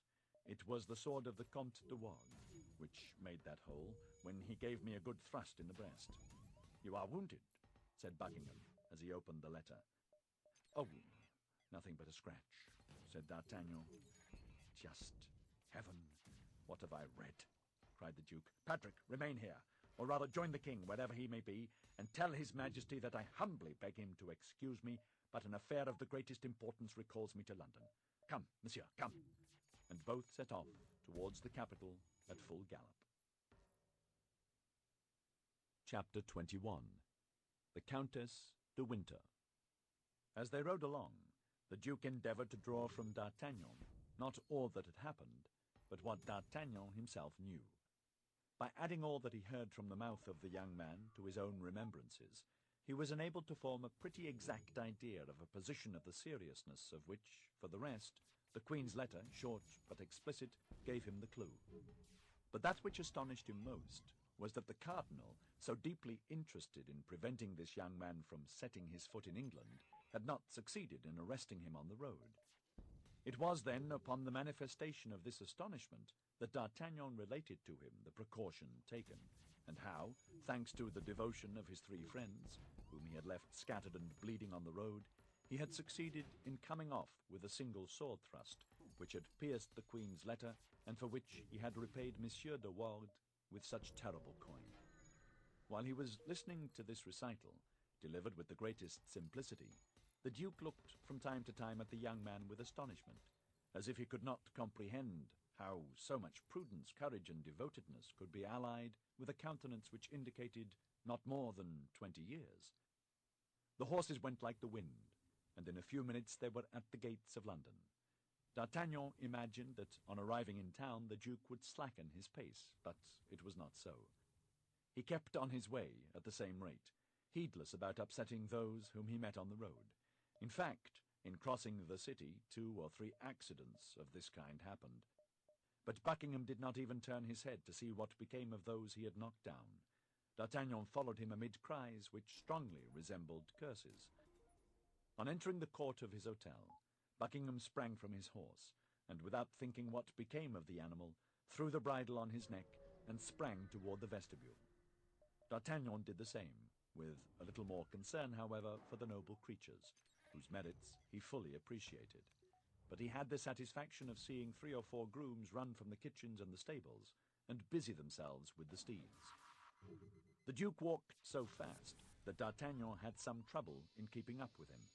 He passed through several apartments, of an elegance of which even the greatest nobles of France had not even an idea, and arrived at length in a bedchamber, which was at once a miracle of taste and of richness. In the alcove of this chamber was a door, concealed in the tapestry, which the Duke opened with a little gold key, which he wore suspended from his neck by a chain of the same metal. With discretion, D'Artagnan remained behind, but at the moment when Buckingham crossed the threshold, he turned round, and seeing the hesitation of the young man, "Come in," cried he, "and if you have the good fortune to be admitted to Her Majesty's presence, tell her what you have seen." Encouraged by this invitation, D'Artagnan followed the Duke, who closed the door after them. The two found themselves in a small chapel covered with a tapestry of Persian silk worked with gold, and brilliantly lighted with a vast number of candles. Over a species of altar, and beneath a canopy of blue velvet, surmounted by white and red plumes, was a full-length portrait of Anne of Austria, so perfect in its resemblance that D'Artagnan uttered a cry of surprise on beholding it. One might believe the Queen was about to speak. On the altar and beneath the portrait was the casket containing the diamond studs. The Duke approached the altar, knelt as a priest might have done before a crucifix, and opened the casket. "There," said he, drawing from the casket a large bow of blue ribbon, all sparkling with diamonds. "There are the precious studs which I have taken an oath should be buried with me. The Queen gave them to me. The Queen requires them again. Her will be done, like that of God, in all things." Then he began to kiss, one after the other, those dear studs with which he was about to part. All at once he uttered a terrible cry. "What is the matter?" exclaimed D'Artagnan anxiously. "What has happened to you, my lord?" "All is lost!" cried Buckingham, becoming as pale as a corpse. "2 of the studs are wanting. There are only 10. Can you have lost them, my lord? Or do you think they have been stolen?" "They have been stolen," replied the Duke, "and it is the cardinal who has dealt this blow. Hold, see, the ribbons which held them have been cut with scissors. If my lord suspects they have been stolen, perhaps the person who stole them still has them in his hands." Wait," said the Duke. "The only time I have worn these studs was at a ball given by the king 8 days ago at Windsor. The Comtesse de Winter, with whom I had quarreled, became reconciled to me at that ball. That reconciliation was nothing but the vengeance of a jealous woman. I have never seen her from that day. The woman is an agent of the cardinal." "He has agents, then, throughout the world?" cried D'Artagnan. "Oh, yes," said Buckingham, grating his teeth with rage. "Yes, he is a terrible antagonist. But when is this ball to take place?" "Monday next." "Monday next. Still 5 days before us. That's more time than we want." "Patrick!" cried the Duke, opening the door of the chapel. "Patrick!" His confidential valet appeared. "My jeweler and my secretary." The valet went out with a mute promptitude, which showed him accustomed to obey blindly and without reply. But although the jeweler had been mentioned first, it was the secretary who first made his appearance. This was simply because he lived in the hotel. He found Buckingham seated at a table in his bedchamber, writing orders with his own hand. "Mr. Jackson," said he, "go instantly to the Lord Chancellor, and tell him that I charge him with the execution of these orders. I wish them to be promulgated immediately." "But, my lord, if the Lord Chancellor interrogates me upon the motives which may have led your grace to adopt such an extraordinary measure, what shall I reply? That such is my pleasure, and that I answer for my will to no man." "Will that be the answer?" replied the secretary, smiling, "which he must transmit to His Majesty, if, by chance, His Majesty should have the curiosity to know why no vessel is to leave any of the ports of Great Britain?" "You are right, Mr. Jackson," replied Buckingham. "He will say in that case to the king that I am determined on war, and that this measure is my first act of hostility against France." The secretary bowed and retired. "We are safe on that side," said Buckingham, turning toward D'Artagnan. "If the studs are not yet gone to Paris, They will not arrive till after you. How so? I have just placed an embargo on all vessels at present in His Majesty's ports, and without particular permission, not one dare lift an anchor. D'Artagnan looked with stupefaction at a man who thus employed the unlimited power with which he was clothed by the confidence of a king in the prosecution of his intrigues.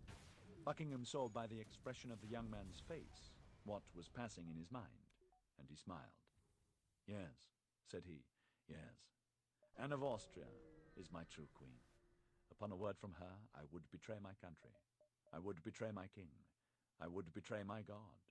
She asked me not to send the Protestants of La Rochelle the assistance I promised them. I have not done so. I broke my word, it is true, but what signifies that? I obeyed my love, and have I not been richly paid for that obedience? It was to that obedience I owe her portrait." D'Artagnan was amazed to note by what fragile and unknown threads the destinies of nations and the lives of men are suspended. He was lost in these reflections when the goldsmith entered. He was an Irishman, one of the most skilful of his craft, and who himself confessed that he gained 100,000 livres a year by the Duke of Buckingham. "Mr. O'Reilly," said the Duke, leading him into the chapel, "look at these diamond studs, and tell me what they are worth apiece." The goldsmith cast a glance at the elegant manner in which they were set, calculated one with another what the diamonds were worth, and without hesitation said, 1,500 pistoles each, my lord.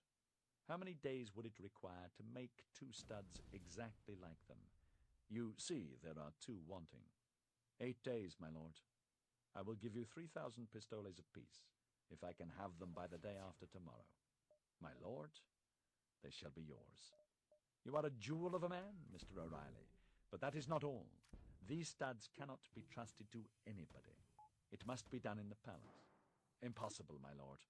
There is no one but myself can so execute them that one cannot tell the new from the old. Therefore, my dear Mr. O'Reilly, you are my prisoner, and if you wish ever to leave my palace, you cannot. So make the best of it. Name to me such of your workmen as you need, and point out the tools they must bring." The goldsmith knew the Duke. He knew all objection would be useless, and instantly determined how to act. "May I be permitted to inform my wife?" said he. "Oh, you may even see her if you like, my dear Mr. O'Reilly. Your captivity shall be mild, be assured, and as every inconvenience deserves its indemnification, here is, in addition to the price of the studs, an order for 1,000 pistoles, to make you forget the annoyance I cause you."